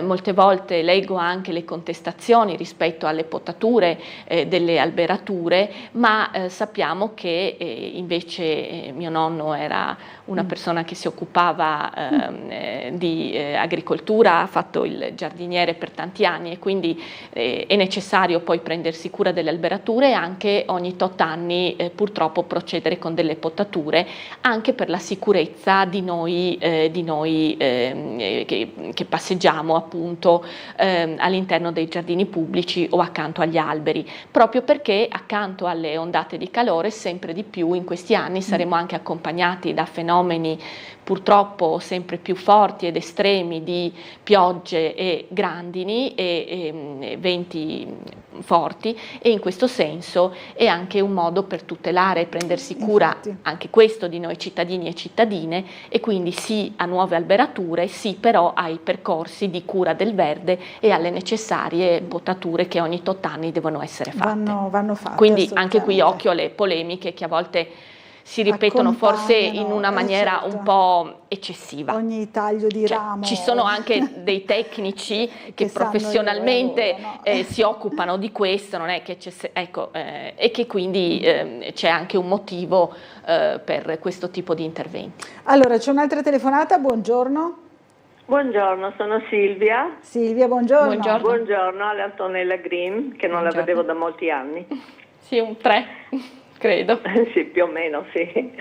E niente, io volevo allacciarmi al discorso appunto delle varie culture, no? Sì. Ma io non so se la signora Antonella, dottoressa Antonella, no, non sono dottoressa.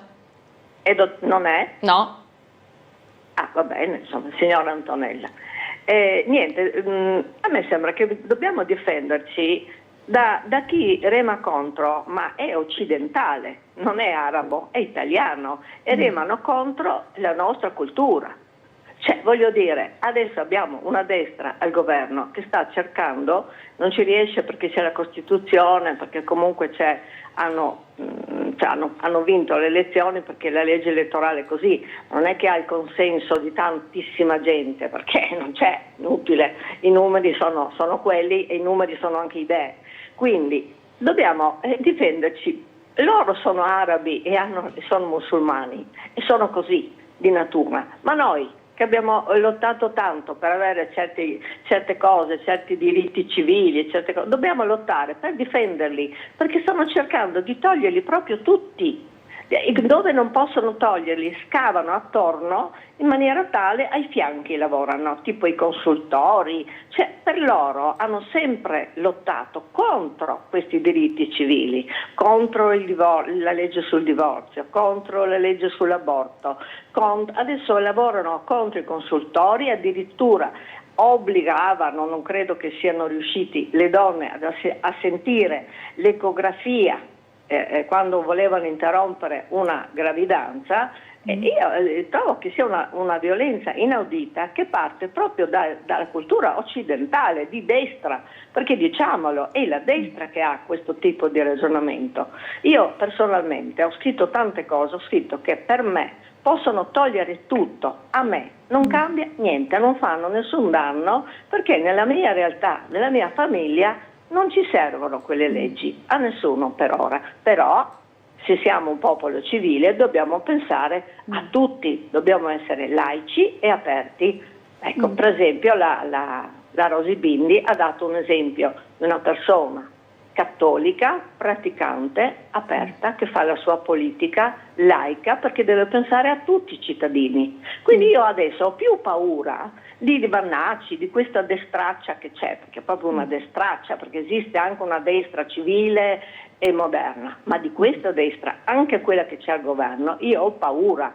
Sono loro, sono peggio dei musulmani, peggio. Perché loro non sono nati in quella cultura e hanno inzuppato il panino in tutte queste conquiste che abbiamo fatto. Anche il pane di Giuda è stato inzuppato, perché basta vedere al governo chi c'è, come vivono, che razza di famiglie hanno, eccetera, eccetera. Quindi io ho paura di loro, non dei musulmani. Questa è la sua riflessione, Silvia, grazie. No, una mia constatazione, una sua constatazione. È evidente. Allora, grazie a lei, buona giornata.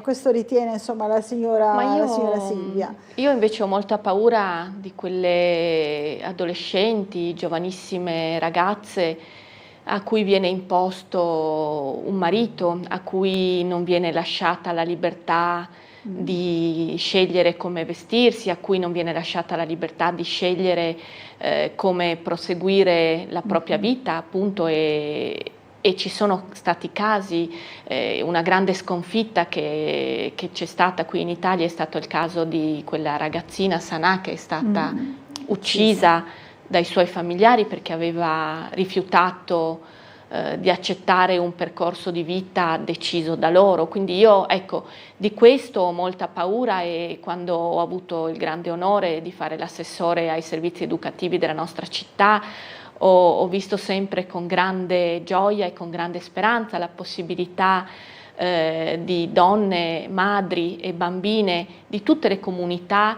di potersi incontrare nei nostri servizi educativi e di poter condividere con altre madri, con altre bambine, con le nostre insegnanti, con le nostre educatrici una crescita e un modo di vivere libero, e che ti insegni e che ti dia gli strumenti per crescere in maniera libera ed autonoma. Allora ci fermiamo per una piccola pausa pubblicitaria, ci rivediamo fra pochissimo.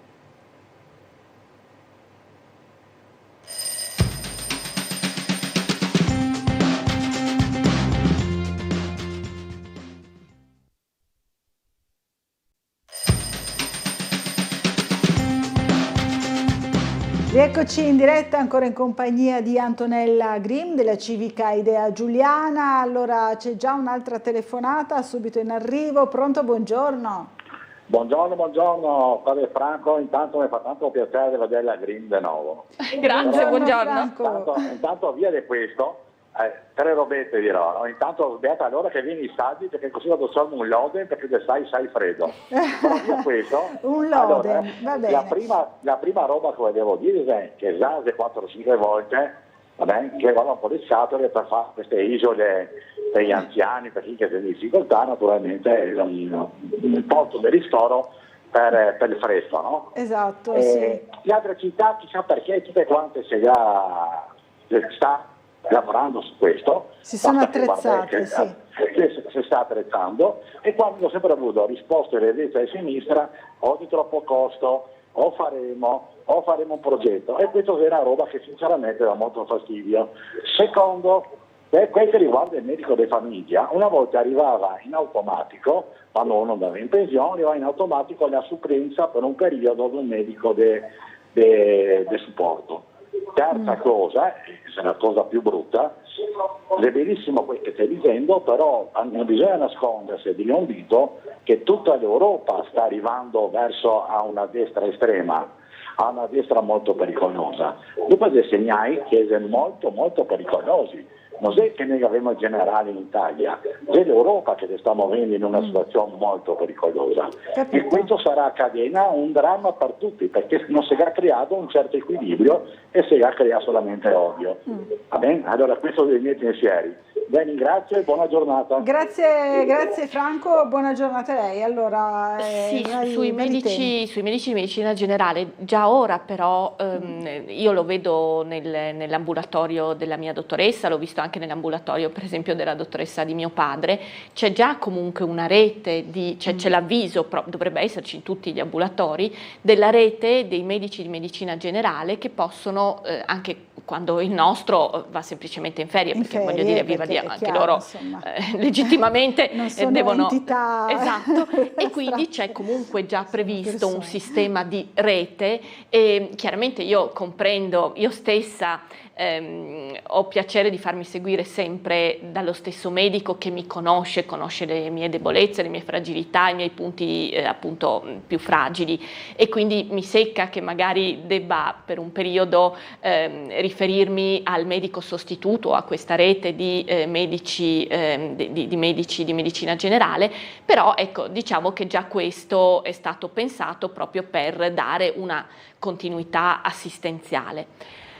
Dopodiché io penso che il fenomeno delle migrazioni degli ultimi 10-15 anni è evidente che sta interessando non solo il nostro paese, sta interessando tutto il mondo, dagli Stati Uniti, c'è il problema che hanno da tantissimi anni con la frontiera con il Messico e tutta l'Europa è interessata alla questione delle migrazioni e stiamo cercando di dare delle risposte.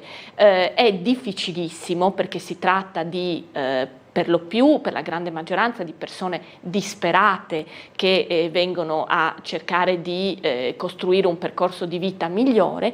Purtroppo all'interno di questo enorme flusso di popolazioni che si muovono ci sono invece anche persone il cui obiettivo è purtroppo distruttivo, è quello di andare a imporre un altro modo di vivere o semplicemente di creare fenomeni di delinquenza. E in questo senso è qui che si crea e si sta creando sempre di più il cortocircuito. Non è un percorso dove le ricette sono facili. Qualche giorno fa ho sentito proprio un'intervista del presidente Fedriga e ho molto apprezzato l'attitudine e anche la sincerità e l'onestà intellettuale. Chi promette soluzioni facili risposte, sì, forse sarà bravo a raggranellare nel breve periodo qualche voto in più, ma poi si schianterà contro la difficoltà del governare. Mi permetto di dirlo perché ho avuto appunto l'onore e l'onere di fare l'assessore comunale per 5 anni e quindi ho imparato che a gridare le facili soluzioni sì è molto facile, forse avrei preso anch'io qualche voto in più, forse sarei ancora adesso seduta in consiglio comunale, ma come dire, ho preferito essere sempre sincera e intellettualmente onesta. Quindi sulle migrazioni soluzioni facili purtroppo non ci sono, ma c'è solo la grande difficoltà di provare a trovare delle soluzioni che però rispettino la paura e il disagio dei nostri concittadini e concittadine in primis, perché prima di tutto dobbiamo cercare di costruire un ambito cittadino, nel caso di Trieste, dove i nostri cittadini e cittadine si sentano nuovamente sicuri di potersi muovere nella loro città. Allora, sul medico di base ci scrivono in tanti, c'è Renata che certo. Scrive: io posso dire che la macchina sanitaria funziona, ad esempio se un anziano per motivi di salute va a abitare da un familiare cambiando così comune di residenza si può attivare la domiciliazione sanitaria, ossia il medico del parente si prende per periodo di necessità in carico l'anziano, si fa tutto in distretto. Ancora altri interventi, quello di Gabriella: buongiorno, mai è arrivata la lettera di Asugi, nemmeno a mio marito per quanto riguarda il cambio del medico. Buongiorno a tutti, scrive Daniela: per cambiare il medico se non si fa direttamente dal portale magari un po' difficile per le persone anziane, bisogna andare a prendere un appuntamento e dopo ti danno la disponibilità. ma se ti arrivava la comunicazione prima dalla SUGI o dal tuo medico, di solito se arrivi a prendere ti spetta il medico sostitutivo del tuo, sempre se a posto. Queste insomma le modalità secondo quanto ci scrivono i nostri telespettatori, ma lo dicevamo già prima. Io credo che la cosa migliore sia andare comunque, soprattutto per le persone che non riescono a farlo attraverso Sesamo, andare nel proprio distretto di appartenenza, e lì il personale, quello che per esempio ho fatto io con mio padre, assolutamente vicino alle persone e cerca di indirizzarle al meglio. Allora, una telefonata, buongiorno. Buongiorno signora Laura, lei è la sua ospite. Buongiorno. Sono Silvia da Monfalcone. Buongiorno allora, Silvia. Io volevo parlare con lei questa volta, signora Laura. Lei è una persona veramente intellettualmente molto ma molto positiva, sa gestire benissimo la trasmissione e mi meraviglio che non ha sfumato la telefonata della signora Silvia che ha detto la destraccia. Ha offeso tutte le persone che abbiamo votato per la destra. Allora, quando una persona offende o alza la voce, significa che non ha altri argomenti e quindi non è una persona educata. Spero che qualcuno la quereli. Io parlerò intanto con un mio amico avvocato, perché lei non può offendere milioni di persone che hanno votato per la destra. Lei sarà di sinistra, tutti fanno degli errori, destra, sinistra, centro, nessuno è infallibile. Però mi meraviglio di lei, signora Laura, che veramente gestisce bene, che quando le telefonate sono sbagliate, sfuma. Ho capito Silvia, allora è vero, si è espressa in modo un po' diciamo forte e colorito, diciamo così, però insomma non credo, mi dispiace che lei si sia ritenuta offesa da questa definizione, comunque esprimeva una sua personalissima, il suo personalissimo punto di vista, insomma, che magari ci sono anche altri ospiti o telespettatori di destra che parlano di sinistri eccetera, no? Sì, io credo che dovremmo cercare di abbassare un pochino i toni, forse su questo ha ragione la signora Silvia da Monfalcone, grazie per avercelo fatto notare, signora Silva. Lo stavamo dicendo fuori onda, la necessità di cercare di recuperare una interlocuzione rispettosa. L'Italia è un paese democratico e tutte le forze politiche che sono presenti in Parlamento hanno, come dire, accettato tout court solo per il fatto che si sono candidate e sono all'interno delle nostre istituzioni democratiche repubblicane di agire politicamente in questo contesto. Quindi io credo che dovremmo avere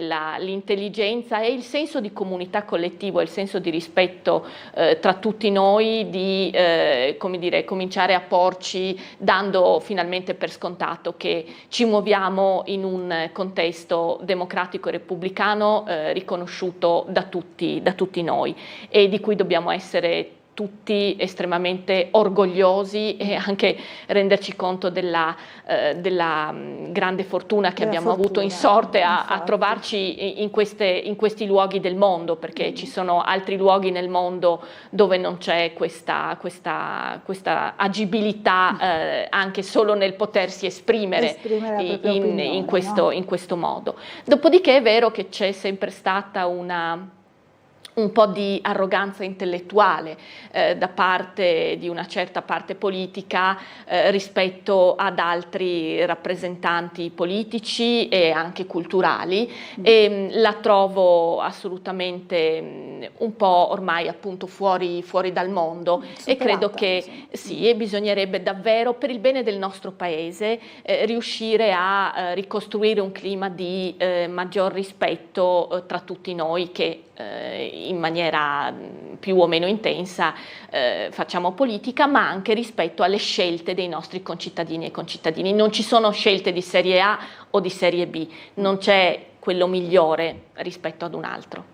Allora, Antonella Grimm, le chiedo un commento da ex assessore comunale al comparto dell'educazione e dell'istruzione sull'inaugurazione recentissima del nuovo asilo di Roiano, che lo vediamo qui sulla pagina del Piccolo, dopo varie polemiche sulla gestione. I primi bambini sono entrati praticamente ieri con il centro estivo, e dal prossimo anno scolastico, quello che inizia a settembre, ci saranno proprio i corsi regolari del nuovo asilo nido, una struttura tanto attesa, no? 66 posti. Sono stata molto contenta, devo dire che mi sono emozionata quando ho visto il vostro servizio di inaugurazione dell'asilo nido, perché so quanto è difficile aumentare l'offerta educativa dei nostri asili nido e anche delle scuole dell'infanzia, di quanto sia difficile sostenere il sistema educativo integrato 06. Ho contribuito personalmente dentro a un percorso culturale che iniziò già negli anni 70, ho contribuito quando frequentavo la commissione ANCI Educazione e Scuola a portare a casa nel 2017 la legge nazionale sul sistema integrato 06, che considera allo stesso livello gli asili nido e le scuole dell'infanzia pubbliche, del privato sociale, quelle della FISM, quindi ha creato un terreno dove l'offerta educativa 06 pubblica, privata, paritaria, è messa tutta sullo stesso livello per il bene dei nostri bambini e bambine e per il sostegno attivo alle nostre famiglie, ai tempi di cura dei genitori. Quindi sono contenta che già quest'estate 66 bimbi e bimbe possono partecipare a un percorso educativo di qualità, che le loro mamme e i loro papà sanno di avere al sicuro quest'estate i loro bimbi e le bimbe, e da settembre verranno inseriti nel sistema integrato del Comune di Trieste. Per quel che riguarda le modalità di gestione, non mi voglio certo nascondere, c'è stata una grandissima discussione. Sì.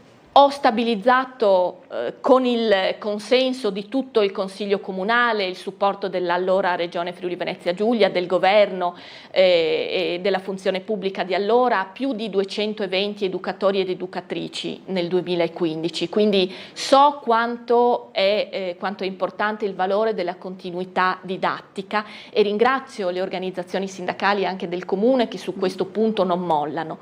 Dopodiché il meglio è nemico del bene. Se non si riusciva a dare una gestione diretta dell'asilo nido di Roiano, io credo che però il primo compito del Comune di Trieste sia dare risposta alle famiglie e a quei bambini e quelle bambine, e quindi aver scelto poi la gestione in appalto, che è una gestione diretta, perché è chiaro che l'appalto, il titolare dell'appalto è il Comune di Trieste, c'è il coordinamento pedagogico, ci sono i funzionari dell'area educazione che chiaramente sono inseriti in questo percorso direttamente con la loro professionalità e qualifica, e altrettanto di professionalità saranno le persone che gestiranno all'interno della cooperativa, di chi avrà vinto l'appalto, non so chi sia stato, il percorso educativo di questi bambini e bambine. Quindi io do assolutamente una valutazione positiva. È chiaro che le opposizioni hanno fatto il loro lavoro.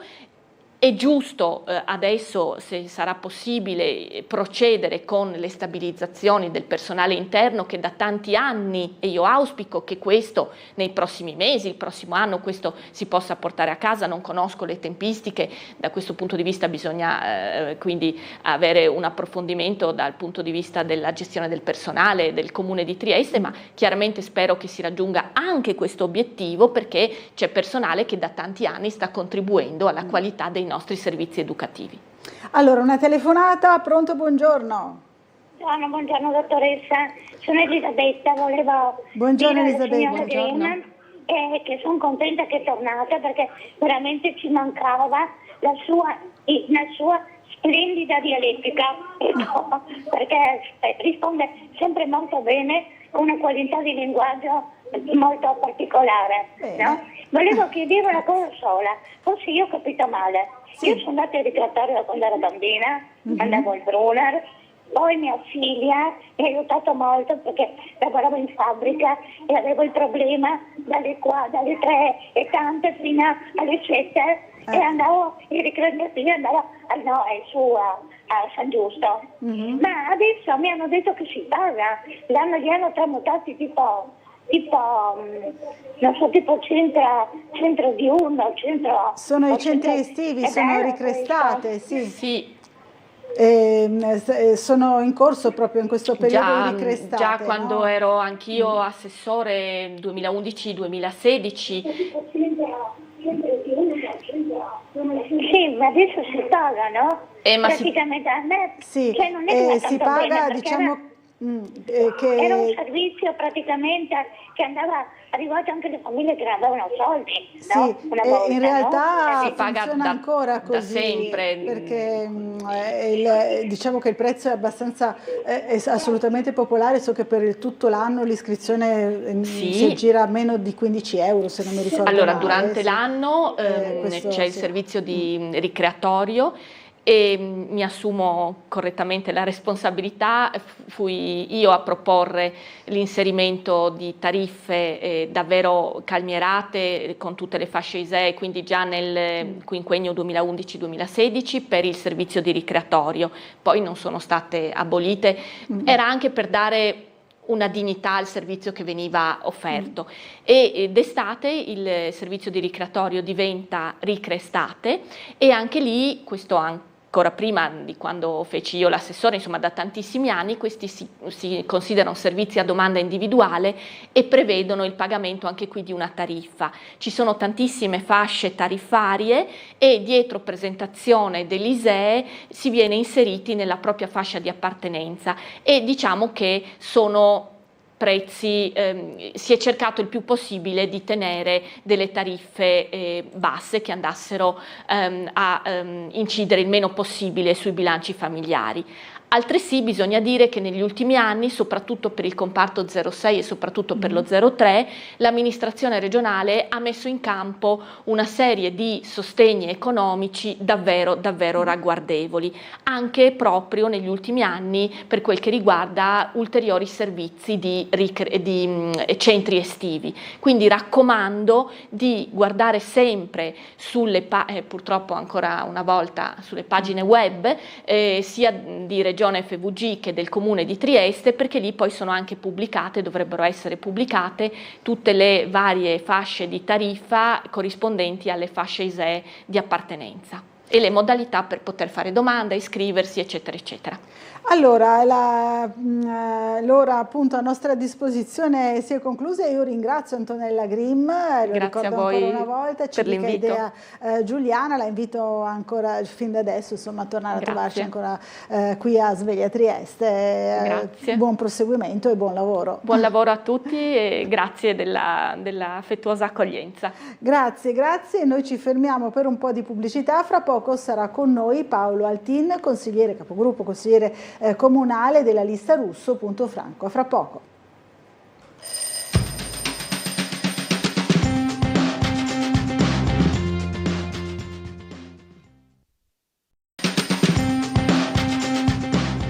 Bentornati in diretta 9:05 del mattino, diamo subito il buongiorno al capogruppo della lista Russo Franco in Consiglio Comunale Paolo Altin. Buongiorno Laura, buongiorno a chi ci segue da casa. Ecco, sono sempre molto numerosi, lo ricordo ancora una volta, andiamo avanti fino alle 10:15 e questa nostra mattinata in diretta. Ieri ci siamo occupati per quanto riguarda il Comune di Trieste di vari argomenti, tra i quali anche questa variazione di bilancio, no? Che è stata illustrata dall'assessore competente al bilancio Everest Bertoli, da 20 milioni tra vari capitoli, insomma asili nido, scuole, strade, parchi, asfaltature che proseguono insomma un po' in tutta la città. Allora, come legge questa nuova variazione di bilancio? Beh, la leggo innanzitutto guardando da chi si occupa un po' di bilancio e la vedo sotto il profilo tecnico come una mossa un po' furba, diciamo, no? Perché forse avrete seguito qualche settimana fa abbiamo portato in Consiglio Comunale l'assestamento, che è una variazione importante, diciamo, di metà anno, e, come dire, si è usato lo strumento, insomma, di lasciare fuori una parte importante dell'avanzo, tutta la parte in conto capitale, per poterla portare ad una variazione successiva. E lo si è fatto semplicemente perché la variazione di assestamento necessariamente passa per il Consiglio Comunale, quindi c'è tutta la trafila degli emendamenti, eccetera, per quanto poi la maggioranza utilizzi uno strumento tecnico per, insomma, bloccare e limitare al massimo il dibattito. Invece una variazione successiva non avrebbe dovuto per forza affrontare il dibattito completo, diciamo, in aula, e quindi è una soluzione un po' furba, per questo ho detto così, perché di fatto hanno adottato una delibera di giunta con poteri del Consiglio, e quindi il risultato è che, certo, la variazione, i soldi sono immediatamente utilizzabili, però sulla variazione nessuno può aprire bocca, diciamo. Quindi è questa un po' la furbata che è stata fatta.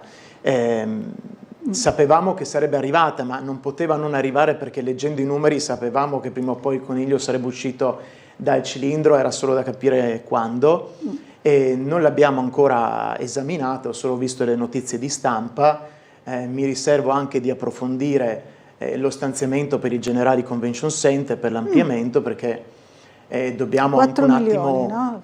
Capire di che cosa stiamo parlando, perché vorrei ricordare a chi ci segue da casa che prima del passaggio alla gestione generali della struttura, il Comune praticamente dovette iniettare circa 1,2-1,3 milioni di euro per ripianare il piano economico di quella gestione, di quella struttura. Ecco, vorrei capire, prima di investire altri soldi pubblici sulla struttura, quali sono le garanzie che effettivamente la struttura sia in grado di funzionare, sia in grado di reggersi, oltretutto visto che è in mano attualmente ad una gestione, diciamo, privata. E poi ci sono altre poste, vedo con piacere che vengono stanziati 100.000 euro sulle fontanelle. Mi viene da dire che forse se li stanziavamo qualche mese fa e nel frattempo facevamo partire i lavori, non sarebbe stato male. Sarebbero servite, insomma, in questo periodo non so. di gran caldo. C'è una signora che mi chiede Giardino Basevi, una fontanella. Basevi. Mi dicono che lì c'erano problemi per realizzare un impianto, ma dico, poniamoceli prima questi problemi. Ora alle porte di ogni estate ormai siamo negli inferi di questo caldo torrido. Ci preoccupiamo delle strutture scolastiche, sono anni che noi chiediamo una completa dotazione di impianti di climatizzazione per le strutture che sono aperte durante questo periodo dell'anno. Ecco, spero che i cittadini che non hanno ormai l'anello al naso dopo 5 anni si accorgano di quello che è un po' di maquillage da ultimo anno di governo del centrodestra in città. Ecco. Quindi ritiene anche e soprattutto provvedimenti tardivi in questi casi che ha citato, appunto, delle scuole, delle fontanelle? Non c'è motivo eccetera, per cui non avessimo potuto occuparci di questi temi precedentemente. Abbiamo dovuto ritrovarci con delle strade in condizioni indecenti, con estrema pericolosità, in particolar modo per chi usa il motorino, per chi usa la moto, e ora casualmente nell'anno di fine mandato c'è bitume ovunque, siamo tutti cosparsi di bitume. Io non credo, insomma, che sia il caso. Conto sulla buona fede dell'assessore Babuder, che è sempre molto attivo, però certo il fatto che alle porte dell'ultimo anno di giunta di centrodestra la città venga completamente riasfaltata, ecco, insomma, fa sorgere a chi è malizioso come me, il sindaco dirà i soliti sinistri, no? Fa sorgere, ecco, qualche dubbio, penso legittimo. Allora, una telefonata, pronto? Buongiorno. Buongiorno, scusate, sono di nuovo Silvia. Buongiorno Silvia. Allora, niente, io volevo dire che prima di usare la parola destraccia ho portato molti argomenti. Io non chiamo mai per puntualizzare le telefonate delle altre persone, perché tutti abbiamo il diritto di esprimere la nostra opinione, e ho anche interpellato un avvocato davvero, perché poi l'ho interpellato, e mi ha detto che fin tanto c'è la libertà di espressione, sinceramente motivi allora di denuncia ce ne sarebbero a milioni ogni giorno, perché cominciando dal nostro sindaco fino ad arrivare in alto, fino alla presidenza del Consiglio, anche precedente, diciamo che anche quando era vivo Berlusconi presidente del Consiglio, ha dato dei puntini è vero, insomma, ai cittadini. Allora la signora si calmi, trovi anche lei degli argomenti validi per chiamare e saremo tutti attenti ad ascoltarla, ma fin tanto che c'è la libertà di espressione si può parlare, certamente non dire cose volgari o calunnie. Infatti, io non ho calunniato nessuno. Assolutamente, grazie Silvia, buongiorno. buona giornata. Si parlava più che altro dei toni, no, che caratterizzano poi il dibattito politico, insomma, a vari livelli. La signora si era lamentata per la parola destraccia, si era sentita offesa e aveva minacciato, fra virgolette, querela, no? È chiaro che insomma la signora Silvia stava esprimendo una sua opinione usando magari un termine un po' colorito, però assolutamente insomma da querelare, ecco. in questo come caso. dire, lo stesso sindaco che chiama tutti noi di un'area diversa dalla sua, i sinistri. L'ultima volta che ero a Ring, ospite a Ring in una telefonata in diretta, il sindaco si è lasciato andare a svariate imprecazioni. Non penso che potremo scandalizzarci per la parola destraccia, insomma. Ecco. Allora, si parla di manutenzione di parchi, ci scrive Renata, si invita il comune a creare giardini e parchi, ma la manutenzione, punto di domanda, non esistono più i guardiani che oltre a mantenere decorosa l'area controllavano che venissero rispettate le regole. Un esempio di malmanutenzione comunale l'ha subito il parco Revoltella, dice Renata, stagno lasciato nel degrado e moria di pesci e tartarughe. Perché? La fontanella che assicurava l'ossigenazione adeguata allo stagno non funziona più. Quali altri giardini hanno piccoli stagni da salvaguardare? Chi ne ha l'onere in comune? Questo si domanda Renata, insomma, su un tema di grande attualità, no? Ho visto anche oggi sul giornale c'è il salvataggio di alcune tartarughe, quelle sopravvissute appunto alla moria degli altri giorni, insomma, dei primi caldi. Ma rispetto al tema dei parchi, ci sono alcuni gioielli che abbiamo nella città che avremmo dovuto da tempo riprendere in mano in maniera definitiva, non con qualche piccola operazione di abbellimento. Però il fatto che stia accadendo quello che abbiamo sentito nel laghetto di Revoltella è secondo me riconducibile a un discorso un po' più ampio, no? Che è come affrontiamo alcune criticità all'interno di questa città, che visione abbiamo anche di come vivere passaggi delicati o questioni più critiche. Mi riferisco al caldo, ad esempio, no? Ho sentito che il comune consiglia di rimanere in casa, ma che cosa abbiamo fatto in questo tempo? Che cosa abbiamo fatto in questi anni per non ritrovarci in questa situazione?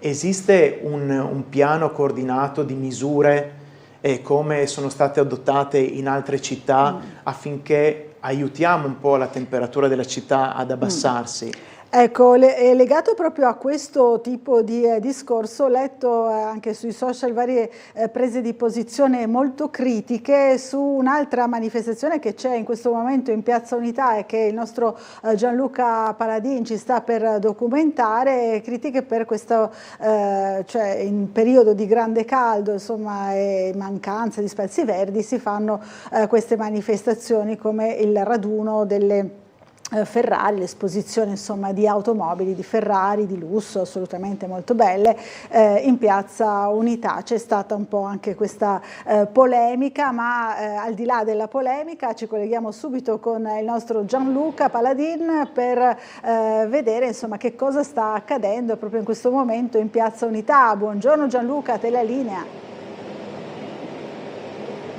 Buongiorno Laura, a te, al tuo ospite e a tutti i telespettatori. Sì, della serie che in realtà passavo per caso, stavo andando a un altro appuntamento quando mi sono reso conto che effettivamente c'è questo raduno e gli organizzatori mi hanno detto che dovevano già partire le Ferrari, vediamo se magari riusciamo a partire in diretta, però poi dovrò comunque spostarmi. Allora, è il raduno di Ferrari che fa parte della Ferrari Cavalcade, un evento quindi internazionale esclusivo che ha richiamato i collezionisti di tutto il mondo.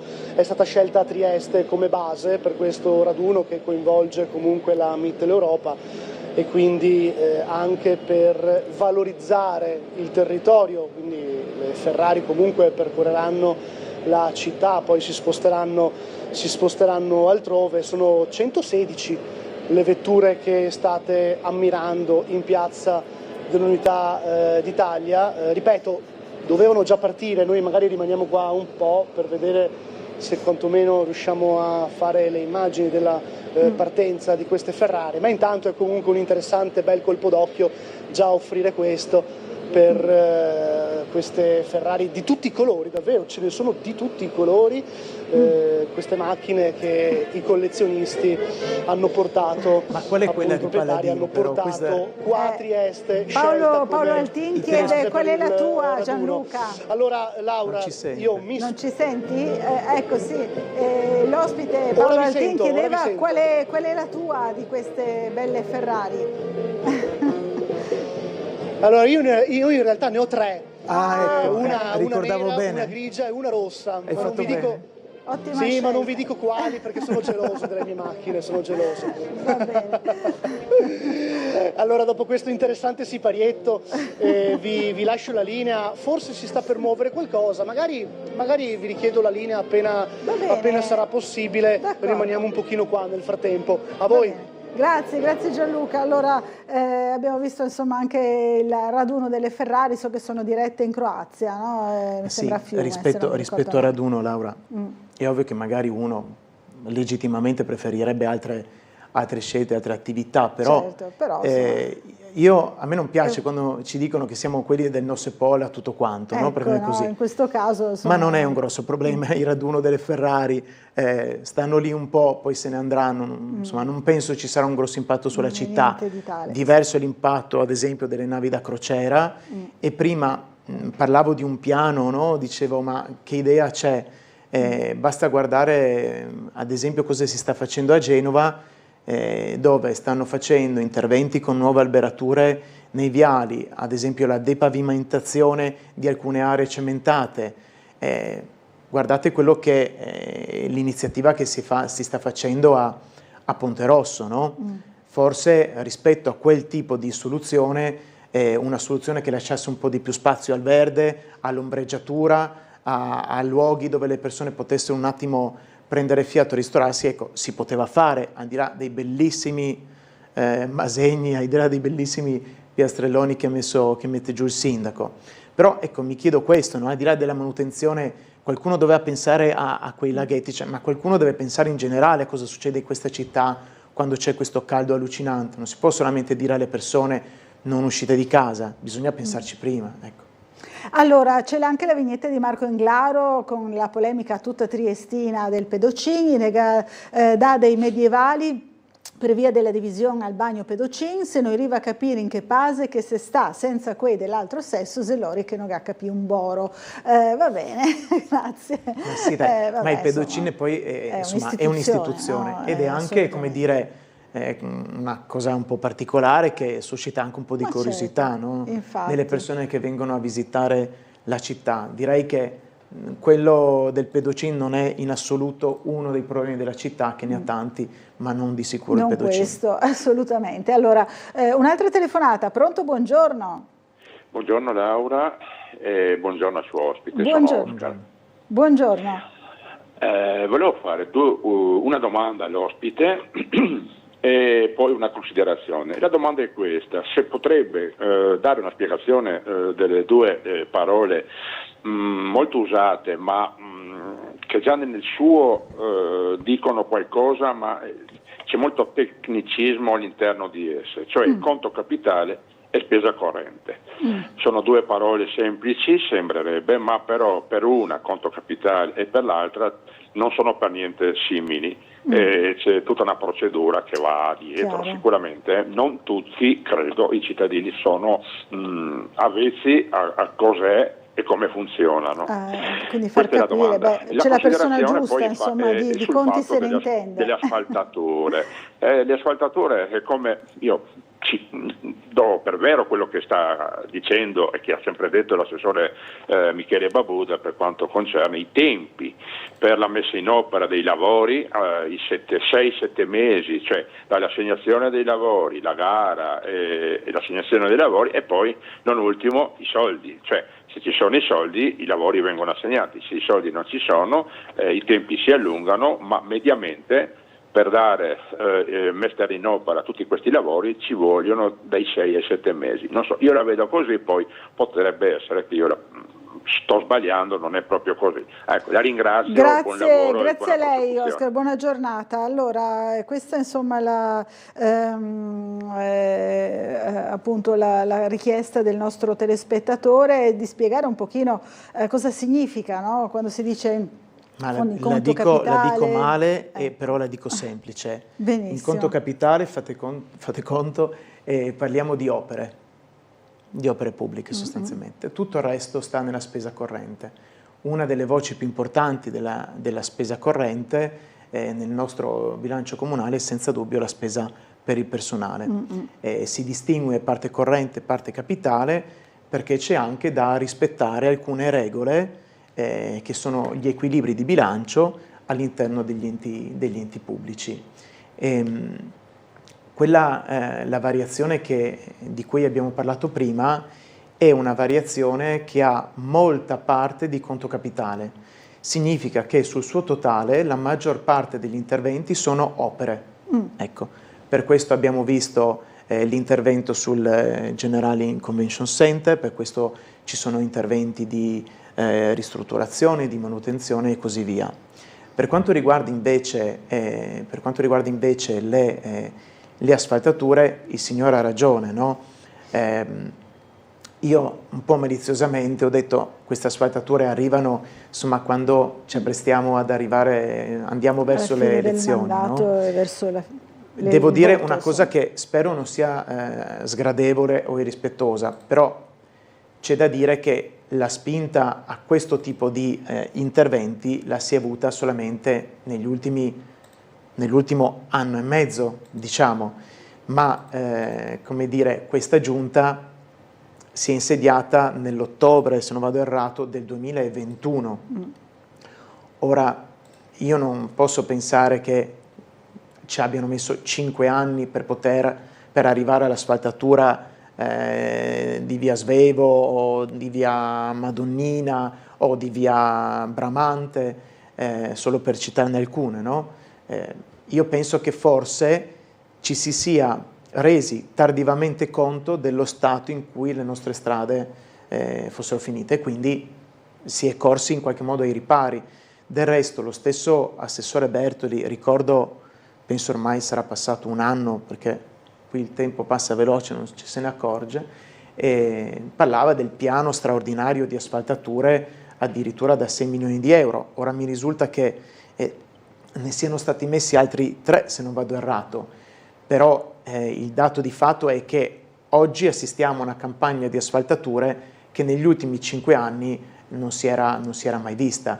Quindi il dubbio è, certo, per farlo significa avere le risorse, lo diceva, significa avere i tempi, però come dire, lo so che io sono dall'altra parte, quindi è facile parlare, no? Per chi non fa, come dice il sindaco, però è anche vero che questa giunta ha iniziato a lavorare 5 anni fa e che ha iniziato a lavorare con un bilancio ricchissimo, per cui certamente i soldi per le asfaltature non li abbiamo dovuti attendere ora, ma avremmo potuti averli, li avremmo potuti avere già ad ottobre 2021. Allora, prima di andare in pubblicità mi dicono che stavano partendo le Ferrari, non so se siamo in grado di far vedere o comunque stanno sfilando, eccole qui in Piazza Unità, quindi ci torniamo a collegare con Gianluca Paladin, eccole qui le auto che stanno così facendo bella mostra di sé, ma stanno anche in qualche modo sfilando davanti alla prefettura, se non mi sbaglio. Ci sono anche diversi curiosi, insomma, che assistono a questa sfilata mattutina delle auto 116 Ferrari, che sono dirette, se non mi ricordo male, appunto in Croazia. Sullo sfondo intravediamo anche la nave da crociera di cui si parlava prima. Non farci mancare per non farci mancare manca nulla. la ruota panoramica e dopo siamo a posto. E siamo a posto. E qui vediamo, insomma, comunque uno spettacolo che in tanti, tra triestini e turisti, si stanno godendo in questo momento in piazza dell'Unità. Le vediamo sfilare. Allora, dobbiamo andare in pubblicità, non so se stanno proprio per partire tutte quante, immagino di sì, perché era previsto già prima, no? Era prevista la partenza proprio alla volta della Croazia. Grazie anche per queste immagini alla nostra troupe esterna, ci fermiamo per un po' di pubblicità, fra pochissimo.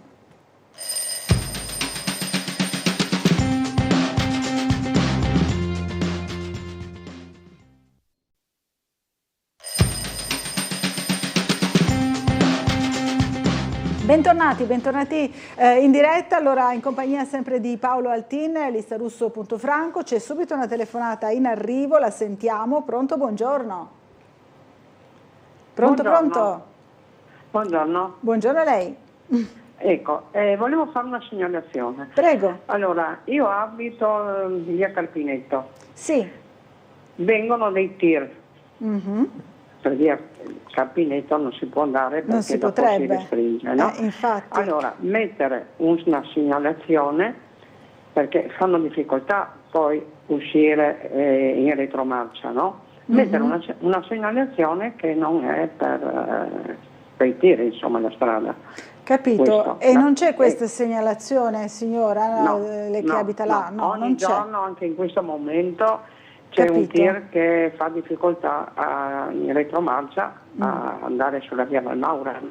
Capito, e quindi non dovrebbe andarci, ma magari appunto il Google Maps o insomma le varie app. Potrebbe, ma però quando dicono, va sopra la via Carpinetto non gira più. E non gira più, capito, quindi mettere un segnale che evidenzia. Sì. Chiarissimo. E Grazie. poi, sì, prego. a Trieste una volta c'erano molte fontane. Sì. Che sono, quelle che sono rimaste sono a secco e quelle altre sono sparite, no? Allora con questa calura si potrebbe avere sete per rinfrescarsi, si potrebbe anche metterle a posto, no? Ecco, e un'altra roba, sì? C'erano dei camion che spruzzavano acqua sull'asfalto. Capito. Questo non esiste più. Comunque rifrescava la temperatura. Insomma, la temperatura abbassava un pochino, capito, ecco, per affrontare insomma un po' queste giornate di così caldo soffocante, capito? Queste giornate di caldo potrebbe servire ripristinare questo non so, un camioncino con quest'acqua che veniva spruzzata per terra. Capito, grazie delle segnalazioni, signora, buona giornata. Grazie. Altrettanto a voi. Grazie. Allora, dice la signora, in via Carpineto passano i tir, bisognerebbe mettere un segnale per far capire che ovunque passano i tir, ovunque purtroppo passano i tir e poi si incastrano, continuiamo a vederlo, chi frequenta anche l'area lì del Consiglio Comunale, è quello che succede.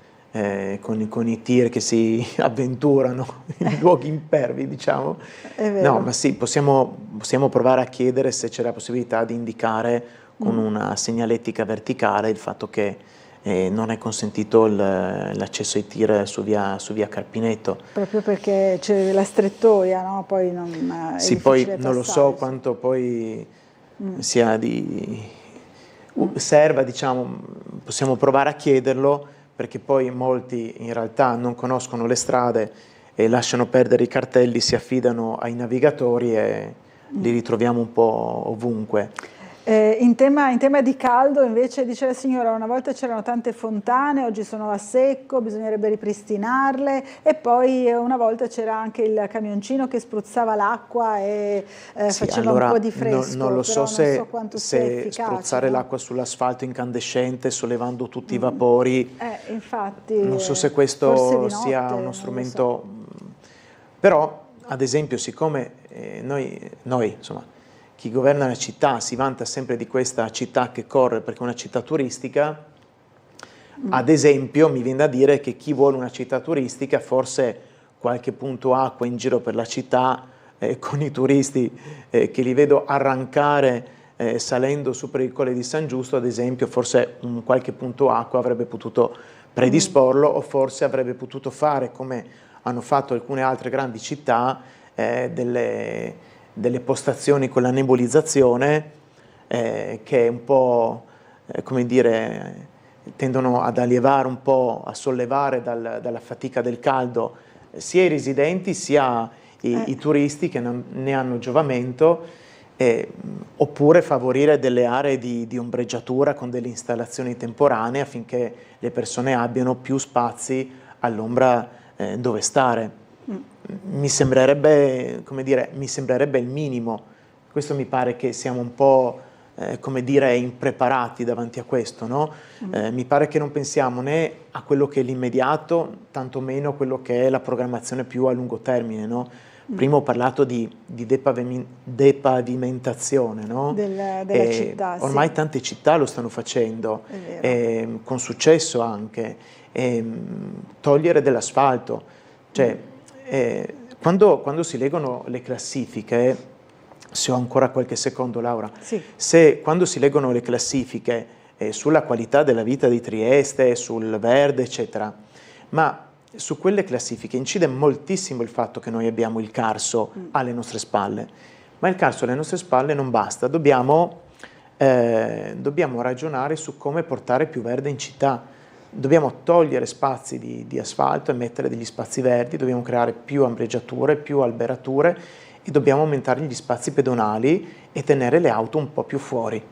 Questo purtroppo è, come dire, anti-elettorale, mi rendo conto, però è una grande verità. Abbiamo una città troppo trafficata, troppo calda e con troppo cemento. A questo prima o poi bisognerà, insomma, porre rimedio. Allora, c'è una notizia dell'ultima ora dovuta sempre al gran caldo. Una signora è stata soccorsa dopo la caduta in acqua, è grave in ospedale, è successo a Grado. Una donna è stata trasportata in gravi condizioni all'ospedale di Udine dopo essere rimasta vittima di un incidente avvenuto alle prime luci dell'alba a Grado. La donna era stata trovata mentre annaspava in acqua nella zona all'angolo tra via Brioni e via Giovanni da Verrazzano. Una volta sul posto i sanitari del 118 intervenuti insieme ai carabinieri l'hanno recuperata prestandole i primi soccorsi. Dopo essere stata tirata fuori dall'acqua le sue condizioni erano già critiche ed è stata portata a Udine appunto in codice rosso. Andrà fatta chiarezza insomma su questo episodio. Allora, una telefonata, pronto? Buongiorno, chi è in linea con noi? Sì, buongiorno, mi sentite? Sì, buongiorno, la sentiamo. Buongiorno Bucarella, a lei la redazione, gentile ospite e tutti i telespettatori di Tele4. Buongiorno. Allora, io volevo porre questa domanda, se sto dando una risposta, gentile ospite. Prego. Allora, nel 2019, da fonti di giornalismo economico, era stato dichiarato il requiem inerenti all'industria congressistica, no? Allora, praticamente, per tutta risposta il nostro comune di Trieste, subito dopo il Covid, creava in Porto Vecchio un palacongressi da 1200 posti pari al nuovo che praticamente stando nel 2019 non doveva servire nessuno. C'è stato un mini scandalo perché questa struttura, siccome non ha più industria, produce una perdita grosso modo di 80.000 euro all'anno produce. Ecco, e nei patti iniziali con la struttura privata questa perdita doveva essere a carico del comune. Poi c'è stato questo mini scandalo e non se ne è parlato più. Volevo capire a che punto siamo lì, a chi va le perdite, chi paga le perdite. È diventata una barra fiscale oppure diciamo le perdite sono a carico della collettività? Grazie, buongiorno. Capito, grazie e buona giornata. Insomma, a fronte di un calo dell'industria congressista, fa questo parallelo con la nostra struttura, no? Quella del Porto Vecchio, di cui si parlava prima. Sì, in realtà, come dire, non è sempre facile cogliere in questo caso i tempi, no? Per cui, come dire, l'idea del Congress Center è un'idea più risalente nel tempo, poi oggettivamente ha attraversato anche in qualche modo il post-Covid, in parte secondo me risentendone, in parte no, nel senso che personalmente sulla questione ho fatto anche degli accessi agli uffici comunali nel momento in cui il Comune ha ritenuto di dover iniettare quel 1,3 milioni di cui parlavo prima. Personalmente credo che la gestione non avrebbe dovuto essere riequilibrata con quello strumento, che è uno strumento che di fatto ha fatto leva solo ed esclusivamente sulla questione Covid, quando ormai il Covid era, grazie al cielo, una questione che ci eravamo lasciati alle spalle.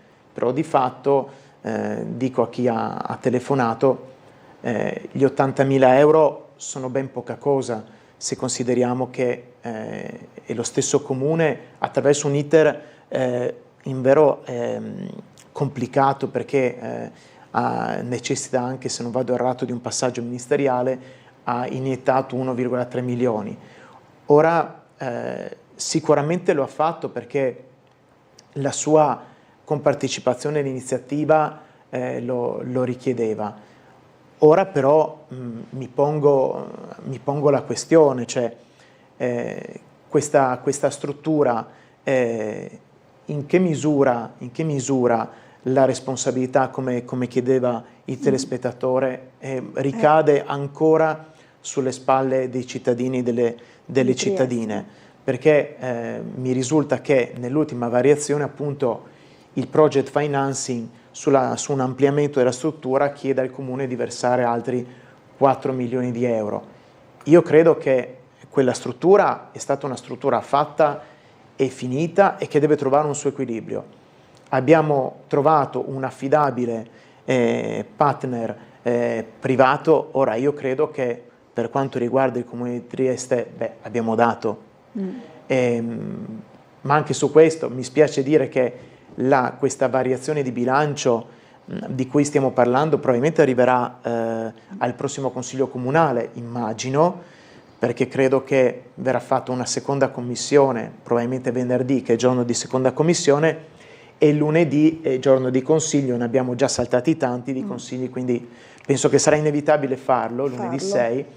Ecco, vi dicevo, questa variazione arriva blindata, perché arriva come una decisione della Giunta, quindi, come dire, tutti i consiglieri comunali, non solo quelli di opposizione, potranno dire la loro, ma non potranno in alcun modo intervenire sul contenuto di questa delibera, che di fatto è una delibera blindata. Dico solo una cosa rispetto al Congress Center: quando fu realizzato, spero di non dire una sciocchezza ma non credo, fu pensato per i congressi, come diceva il telespettatore, e non fu da subito già attrezzato invece per eventi più di tipo espositivo o fieristico.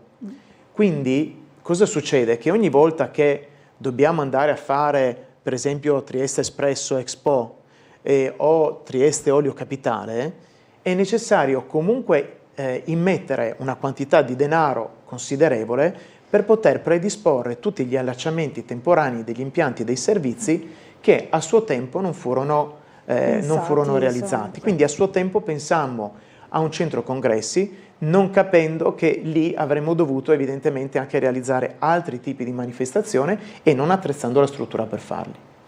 Allora, un'altra telefonata, poi dobbiamo andare in pubblicità. Pronto, buongiorno.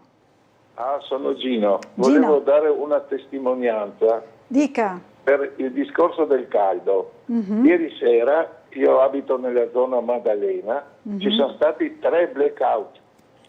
Sì, 3 blackout. Ciò significa che la nostra rete elettrica non è in grado di sopportare la miriade ovviamente di condizionatori che ormai tutti più o meno la gente si è attrezzata. Capito. Quindi il problema, oltre alle alberature, è ben più grosso. Cioè, nel senso che adesso si pensa anche di alimentare le navi in banchina, eccetera. Bisogna fare un discorso generale e vedere se la città ha un problema energetico, perché altrimenti sono parole al vento, cioè uno si difende, ma se non ha la potenza necessaria per difendersi si deve soccombere. Quindi questo spetta al comune di fare una programmazione e anche la verifica della situazione attuale soprattutto. Capito. Grazie, buongiorno. Grazie a lei Gino, buona giornata. Chiede appunto una verifica insomma, della situazione energetica, se può reggere queste ondate di caldo, ma non solo. Però mi perdonerà il telespettatore, però si tratta di avere, come dire, un mix di interventi, no? Se io non ho altre alternativa, perché il comune dice non uscite di casa, a chiudermi in casa con il condizionatore al massimo, arrivo a questo anche perché all'esterno non ho le condizioni per poter stare appunto all'aperto senza ovviamente far funzionare il condizionatore, no? Che non è da demonizzare, però è ovvio che nel momento in cui lo spazio esterno è invivibile e viene detto rifugiatevi in casa, la gente si rifugia in casa e cosa fa? Accende il condizionatore a massima potenza. È ovvio che ci sono i blackout, quindi io dico, lei ha ragione a dire non bastano gli alberi, sono d'accordo, ma è stato provato che in alcune città questo tipo di interventi con il verde sono in grado di abbassare fino a 2-3 gradi la temperatura di una certa area della città e non è poca cosa. Per quanto riguarda la dotazione di corrente elettrica, io non lo so se questo telespettatore era quello che chiamò in un'altra occasione in cui parlavamo dell'insediamento industriale in città, in cui si diceva che non c'è abbastanza potenza nel sistema di produzione di energia affinché nuovi insediamenti mettano la loro sede qui a Trieste. Ecco, non so se è lui, ma comunque il discorso è un po' quello. Confermo i blackout. È vero, ci sono stati in varie altre confermo parti. Confermo vari blackout, non solo lì, ci sono stati anche in zona via Bramante perché me l'hanno segnalato. Anche ci avevano segnalato. È ovvio che stiamo sottoponendo il nostro sistema ad uno stress non indifferente. Anche a questo, come dire, si dovrebbe pensare prima. Allora, dobbiamo andare in pubblicità, ultima pausa di questa mattinata, ci vediamo subito dopo, fra pochissimo.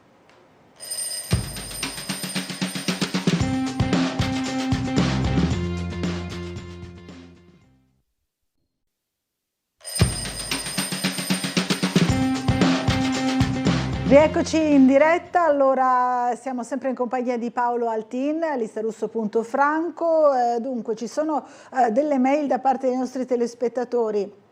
Ci scrive Paolo, dice i cartelli servono a poco in relazione a quello che dicevamo prima, no, della via Carpineto. Chi guida oggi segue il navigatore. L'altra settimana in via Damiano Chiesa si era incastrata un'auto con una roulotte gigante con targa finlandese, mi ricordo di questo Poveracci, in via Damiano Chiesa con la roulotte. Brutta esperienza infatti. Mentre Renata dice posso chiedere all'ospite cosa ne pensa del totale disinteresse degli imprenditori triestini su pallacanestro Trieste, perché nessuno vuole investire sullo sport locale, c'è l'eccezione, insomma il signor Samer è un grande esempio di amore concreto verso una Trieste sportiva da sempre, basta stranieri in campo, in panchina, nella dirigenza. L'articolo di oggi di Giovanni Marzini sul Quotidiano lo chiede a gran voce ed è questo insomma nella consueta palla di cristallo di Giovanni Marzini sul Piccolo oggi. No? Sì, che ho letto tra l'altro stamattina.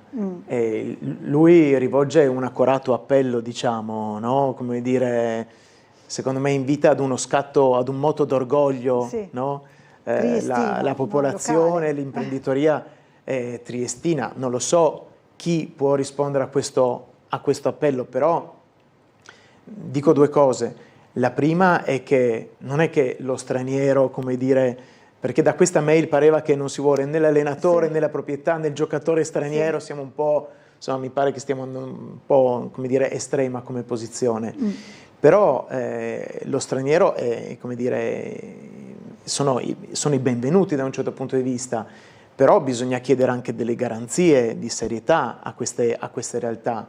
Come mi è capitato di dire altre volte, arriva lo zio d'America qui a Trieste, o lo zio d'Austria, o lo zio, vedete voi, arriva in elicottero e quindi, come dire, fa subito innamorare il nostro primo cittadino, ma poi dopo come comune dobbiamo chiedere delle garanzie. Vedete quello che è successo all'Ex Fiera, dove pareva che aprissero Disneyland e siamo ancora là dopo il passaggio di proprietà, e di esempi come questo ce ne sono tanti. Quindi ricordo anche quando in tempi assolutamente non sospetti, l'amministrazione comunale voleva percorrere la strada di affidare l'intera gestione dello Stadio Rocco alla Triestina, e ci permettevamo di sollevare alcuni dubbi, nel senso che dove sono le garanzie, vediamo poi la storia ci ha dato ragione, perché vi immaginate nella situazione che poi si è creata non avere neppure la possibilità di gestire il proprio stadio comunale, non sarebbe stato ammissibile. E sulla pallacanestro ricordo che c'è stata forse una improvvida o forse coraggiosa, lo vedremo, dichiarazione del sindaco di Piazza, mi pare, no? Che all'indomani di quello che sembrava essere il disastro di una pallacanestro Trieste perduta o spostata altrove come fosse un mobile Ikea da smontare e rimontare, ecco, annunciò che lui aveva i nomi, che lui aveva la cordata. Quindi l'invito sia sulla Sfera di Cristallo sia rispetto alla mail di chi ha scritto, è il sindaco di Piazza che aveva annunciato che aveva la cordata pronta, ci faccia sapere se c'è veramente un gruppo locale pronto ad investire sulla pallacanestro Trieste. Io credo che i tifosi lo meritino. Una telefonata, buongiorno. Scusami, mi scusi che ridisturbo, fate Franco, no? Franco, non disturba. Ma no, ma perché mi ha riportato il problema che mi dà che porto già da tempo. Il problema stupido, e riporto sempre su quel che riguarda la proposta che ho fatto di creare queste isole del fresco, va bene, Rioni. E io ho detto robe giuste l'ospite, però attenzione, io ho delle risposte che vedete Scocimarro, che sono un costo eccessivo.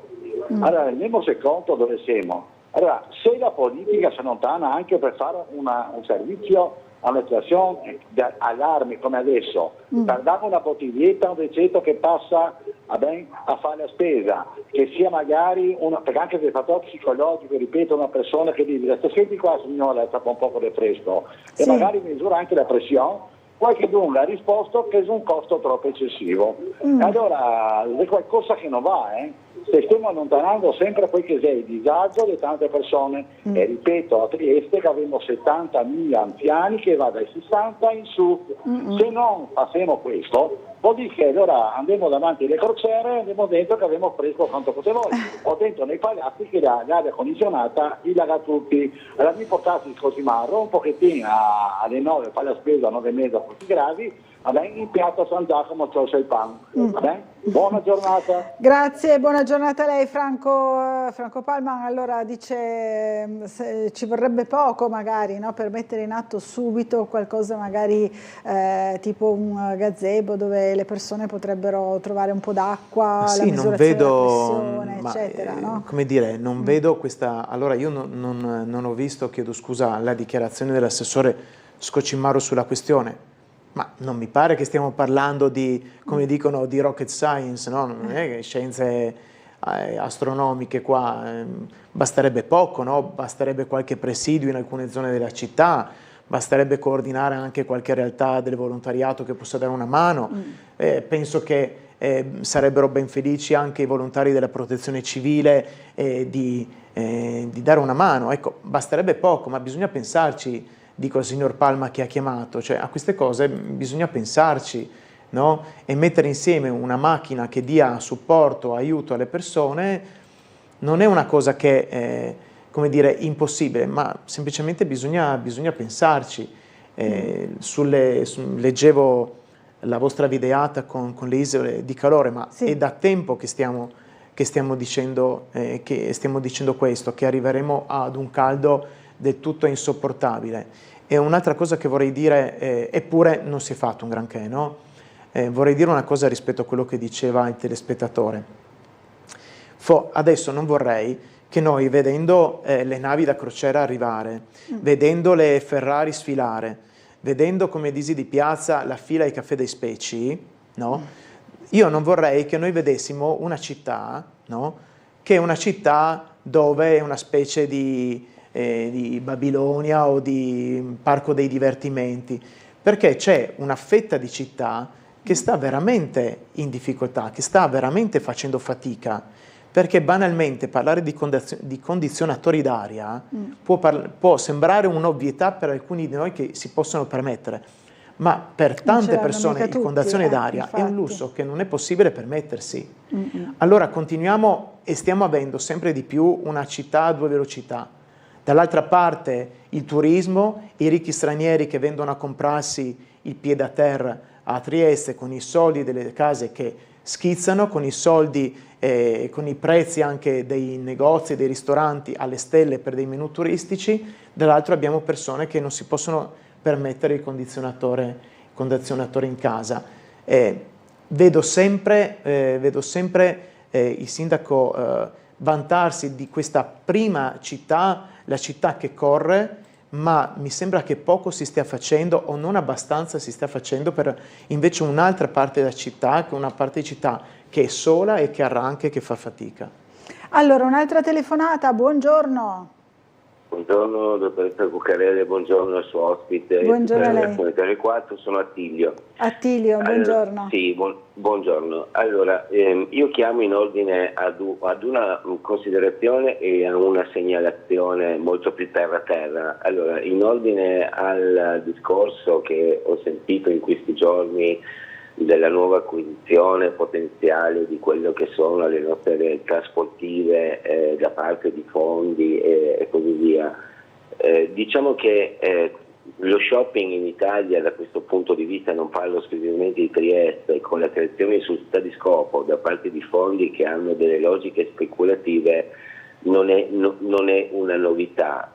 Diciamo che non è, credo, responsabilità del sindaco o quantomeno sua esclusiva responsabilità o dell'amministrazione fare questo tipo di valutazioni, ma quello che dovrebbe essere fatto da parte delle autorità sportive ai massimi livelli è che se qualcuno viene in questo caso a Trieste per acquisire delle società sportive con la loro storicità, capitalizzare la società che è di scopo, che è un problema tipico italiano nel senso più ampio del termine, con 200.000 euro dovrebbero prima dimostrare, come si usa a fare in questi mondi, una visione, un business plan e dimostrare attraverso propri strumenti finanziari che vadano a garantire la soluzione di continuità nella gestione, in questo caso degli stadi, di una visione prospettica delle acquisizioni affinché la squadra poi abbia un percorso con i giocatori e con tutto quello che ne va a livello di investimenti, perché come voi ben sapete l'acquisizione mera e semplice società è solo la parte, se vogliamo, meno onerosa in assoluto. Poi se no ci si trova come ci siamo trovati in altre condizioni con la Triestina e in qualche modo con la pallacanestro. Detto questo, quindi sarebbe ora che probabilmente le autorità preposte, prima di permettere l'acquisizione a un fondo straniero che poi come arriva così se ne va, avendo una capitalizzazione tra l'altro societaria bassissima e dopodiché andando a cercare con la società di scopo di andare a recuperare quello che non è stata la risposta agli investimenti, diventa una situazione improba che prescinde dalla capacità dell'amministrazione, sia essa di destra o di sinistra, è un discorso totalmente bipartisan il mio, per carità del Signore. Detto questo, due piccole segnalazioni terra-terra. La prima è stata appena riasfaltata tutta la parte, una buona parte della salita di Greta, con un bellissimo lavoro, devo anche dire. Volevo segnalare che proprio in questa asfaltatura, a metà della rampa, c'è un tombino da 80 cm circa di diametro che praticamente è al di sotto del piano stradale di 6-7 cm, che uno non si aspetta tanto più in una strada asfaltata, e che soprattutto per i veicoli a due ruote è pericolosissimo, perché ci entra dentro, e questo è il punto. Quindi vorrei sollecitare questo puntuale ripristino appena sarà possibile di questo tombino che non è stato riportato alla superficie. Punto 2, salita Madonna del Mare, che è una strada che praticamente è chiusa all'altezza poi di Greta dalle catene con dei paletti, e quindi l'accesso solo dalla parte sotto, prima del famoso ponte di ferro di Barcola. Certo. Ora lì, se andate a vedere, ci sono proprio davanti alle catene 4 stalli per gli scooter. Allora mi domando, se ci dovesse essere, cosa che ho visto personalmente negli anni che furono, un intervento da parte dei vigili del fuoco, delle ambulanze, e quindi e non si potesse accedere dalla parte di sotto, cosa facciamo se gli scooter sono parcheggiati lì davanti? Capito. Quindi sarebbe forse il caso che quegli stalli venissero cancellati. Guardi che la mia non è una critica all'amministrazione, è solo un buon senso delle imprese che fanno determinati lavori e che forse dovrebbero essere più attenzionate sotto questo aspetto. Vi ringrazio molto. Grazie Attilio, buona giornata a lei, grazie. Allora, cosa pensa, a parte queste due segnalazioni che poi giriamo, insomma, che riguardano allora, sul fatto che il mondo dello sport abbia delle regole su cui il sindaco non può incidere, questo è ovvio, no? Sul fatto che ci siano dei sistemi quantomeno discutibili, cioè che un titolo possa essere spostato da una piazza all'altra, sì, lo trovo, penso, inaccettabile, no? Direi come tifoseria, non è possibile neanche immaginare che i titoli si spostino da una piazza all'altra, laddove c'è una piazza vera e pronta ad ospitare quel titolo. Però è anche vero, quindi è vero che non è che è solo una responsabilità dell'amministrazione, però è responsabilità dell'amministrazione, come dire, lo dicevo prima, chiedere idonee garanzie a coloro che vengono qui ad investire. Da una parte gli investitori sono i benvenuti, dall'altra parte però anche l'amministrazione comunale deve avere delle garanzie, soprattutto nella misura in cui affida a questi privati delle importanti strutture sportive come i Palarubini oppure lo Stadio Rocco. Invece, per quanto riguarda le segnalazioni che ha fatto, immagino parli di salita Madonna di Greta e non Madonna del Mare, ovviamente. Sì. Allora, gli stalli non vengono realizzati su scelta autonoma da parte della ditta esecutrice dei lavori. Viene data indicazione dagli uffici dell'ufficio strade che danno indicazioni di dove realizzare gli stalli per i motorini. Quindi se lì sono stati realizzati è probabile che l'ufficio comunale abbia detto loro di realizzarli. Diversamente non posso pensare si tratti o di un mancato controllo da parte dell'ufficio comunale sulla ditta esecutrice, che magari si è presa delle libertà, ma questo è praticamente impossibile. Quindi dobbiamo capire perché gli uffici comunali hanno dato indicazione di indicare lì degli stalli. Sulle asfaltature, io lo dico sempre, non è un attacco all'assessore Babuder, che lo dico ogni volta, è uno di quelli che vedo spendersi di più all'interno della giunta, per cui al di là di destra e sinistra le cose vanno dette anche per come sono. Però c'è un grosso problema di come i lavori vengono fatti. Capisce che se un'asfaltatura appena realizzata lascia 6-7 cm di gradino con un tombino, non ci siamo. Capisce che lì c'è un problema o nella progettazione dei lavori o nella tipologia di intervento o nell'esecuzione, ma di cui dobbiamo accorgerci prima, come diceva lei, che qualche motorino si incastri e faccia cadere qualcuno. E questo, questo chiede un monitoraggio costante, purtroppo stando sempre attenti a quello che si fa, alle ditte, a cosa fanno, e soprattutto a non versare nemmeno mezzo centesimo affinché non ci sia una verifica della realizzazione a regola d'arte degli interventi. Ci sono altre città che propongono queste iniziative, cioè verifico l'esecuzione a regola d'arte dell'intervento, e la regola d'arte vuol dire anche che non ci devono essere 6-7 centimetri tra un tombino e l'asfaltatura. Allora, torniamo per un momento sul giornale, perché si torna a parlare di Porto Vecchio, no? Sia per il problema non risolto, insomma, ne parliamo spesso anche noi, il dormitorio sotto l'ingresso, no, monumentale, dietro, insomma, l'ingresso monumentale di Largo Santos, ma sia perché domani ci sarà il verdetto sull'iter ambientale della via, no, della regione, e ieri gli ambientalisti hanno così presentato il punto della situazione dal loro punto di vista e quello che sarebbe necessario, no? Sarebbe necessario un percorso più anche magari lungo, però che verifichi effettivamente l'impatto ambientale di questo progetto. Cosa ne pensa?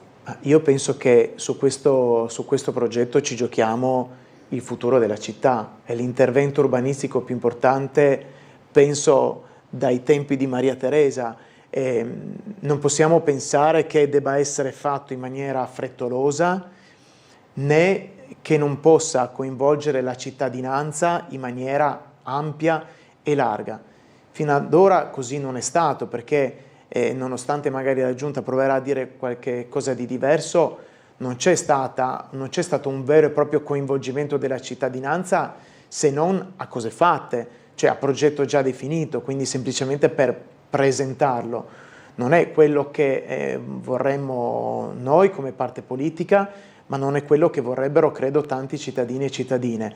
Meritevole l'intervento delle associazioni ambientaliste e meritevole anche l'impegno che di recente sta assumendo rilievo pubblico, che è quello di un gruppo di persone particolarmente competenti, cittadini e cittadine di Portochiaro, che stanno cercando di far vedere all'amministrazione le criticità di questo intervento. Io credo siamo ancora in tempo per definire una diversa scelta per questa area della città, credo siamo in tempo ancora per favorire un dibattito e portare dei miglioramenti a quella che è una soluzione che, lo abbiamo detto sin dall'inizio, ci lascia perplessi. Allora, c'è un'altra telefonata. Pronto, buongiorno, chi è in linea con noi? Quasi Gianni, con i rompi le scatole. Gianni, che non rompe mai. Volevo dire solo una roba. 2 settimane fa era la signora dottoressa del Partito Democratico e aveva fatto una bellissima osservazione. La GA parla di Piazza Impero, di Piazza come si chiama la porca miseria, mi viene il nome adesso, di Piazza niente, non vado avanti. Di quale piazza? In merito... Dove che c'è tutti i mercati. Piazza Ponte Rosso? No. No, dove in centro proprio. Piazza Goldoni? Ecco, quella più là. Più in là, dunque. Porca miseria, scusi, stavo perdendo cose perché mi è venuto in mente il nome adesso e adesso quella ne cogli impreparati, dovessimo sapere qualche... Chiedemo Largo Impero. No, non sempre preparati, perché dico io ero picciolo, chiamava in quel Piazza modo. della Borsa. Piazza della Borsa. Come si chiama la della Madonnina? Piazza Garibaldi? Piazza Garibaldi. Sì, Piazza Garibaldi. Piazza Garibaldi. Quel largo. Largo Barriera? Bravo. Largo Barriera, ok, ci siamo arrivati. Mi Piazza Impero, perché Largo Barriera era solo su non si sa, era solo un tocchetto, dopo gli ha fatto, perché lei era anche era l'autorimesse, era tante robe, mi ha tutto cambiato e mica sono insempiato. Però la dottoressa mi ha detto, mi ha fatto un'osservazione perfetta, giusta, le ha detto che proprio là in Largo Barriera, la vedi che non dico più Piazza Impero, Largo Barriera, c'è il Bagolaro, che è un albero piuttosto grande, robusto, che dà sai aria e sai fresco. E allora, se si fanno mettere gli alberi, sarebbe proprio di tenere conto questa roba. Ecco, capito, quindi anche la qualità degli alberi è importante, non soltanto il numero. È logico che dopo qua si lavora e tutto, però il Bagolaro c'è anche il suo San Giusto, dunque le conseguenze, e Spaccasassi, si chiamano, Spaccasassi, e generalmente che porta una grande opera. Un'ombra e un refrigerio. Io pizzo, cogliere i tram, il tocco di via